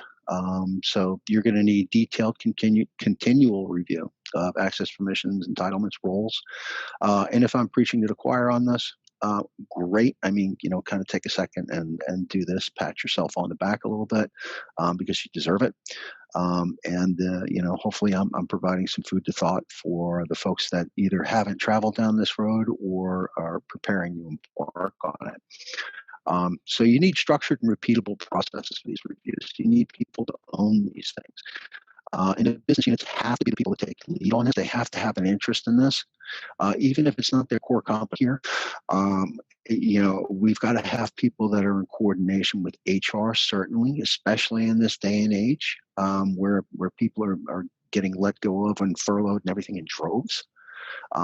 So, if you have someone that, okay, a worst case scenario, I'll play devil's advocate. You've got someone that they feel that they've been wronged, and they're being furloughed, and HR is not coordinated with the person that's supposed to, kind of pull a plug on access. Then these folks are going to do very nasty things to you within whatever power and scope that you've given them. I mean, you've got key performance indicators, obviously, that are in place. Put some key risk indicators, have them mutual, and have some agreed metrics for measurement in place, within these agreements, and then hold each other to your security standards, right? Don't rubber stamp around them. Financial services used to be infamous for this. They would present something to security at the last minute, and they're like, "We are going to lose so much money if we don't get this done. Just say yeah, and we'll figure it out later." You can't do that. You've got to make sure that they're up to your security standards, and conversely, you've got to make sure that you're up to their standards. Because if they get hacked, then you're going to be that HVAC vendor, that allowed Target to get 40 million accounts spread around, right? Don't be that guy. Keeps on third-party management security, and your security is only as good as theirs. If you look to the right, you'll see OMG YATP. That's what your users are going to be saying, "Oh my God, yet another training program." Well, you know what? It's essential. But make sure that it's focused. Make sure it's relatable. And target maybe 60 to 70% of your highest risk areas, because that's where you're going to get your biggest spread. I gave some examples here because any training that you do for executives and at the board level is not going to be probably not in my training programs. And we used to have not just some silly test that used to take once a year. We had a security fair once a year, and folks used to come in. They would browse the table, sign up to win an iPad. They'd bring their stuff from home. "Hey, can you help me secure this? How do I work my wireless? Or I got this piece of technology for my kid at Christmas. What are some of the things you do?" And it gets them engaged with all aspects of the user community. It used to get my staff more fully engaged and more fully evangelistic, as it were. And everybody knew who to contact in case something went wrong. So, just an idea. And as I said, don't ignore the people element. They're just as important as systems and data. But having said that, you've got to identify whatever roadblocks and single points of failure that you might have, and not only have a backup plan for those key individuals, but also some key areas of failure that could result from that. Make your program essential and mandatory. I came across this graphic from the BSI group that did a recent survey, and it just caused me to go, "What?" So it says organizations with a program to minimize supply chain risks. 63% have a plan, and 37% don't. That is the epitome of just about most of the security surveys that I see as well. So your sector is not alone in it. But make sure that your program has the highest level of executive sponsorship as possible, and make sure that everyone is aware that you have a program. And you've got to integrate it highly into your business impact analysis and business continuity programs if you haven't done so already. And again, refer to the 4 previous slides as the kind of the best ways to kind of do this. Prediction number 1, as I had mentioned earlier before, there's going to be an increase in insider attacks. All predictions that you're going to find on information security are like from 2019. And then we have, when the earth opened and swallowed everybody whole in 2020 here. So if you look at these numbers in a monthly unemployment rate, boom, it spiked to 14.7, 13.3. These are all disgruntled employees. There's going to be an increase. There's going to be a spike. When you take someone's livelihood away, you're going to see a drastic change in things. So that's prediction number 1.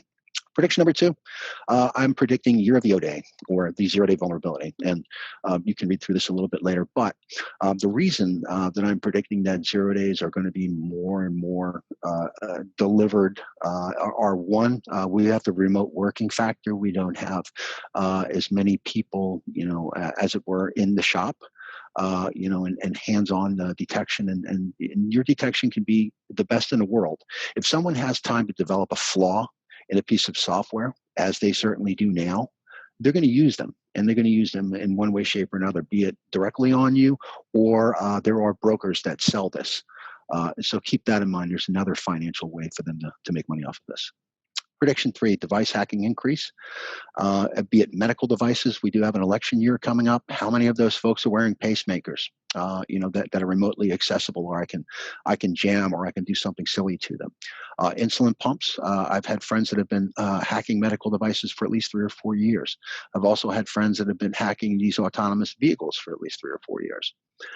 ATMs are going to be another. If you walk up 5th Avenue through 7th Avenue in New York City, you're going to find bodega after bodega with unsecured ATMs.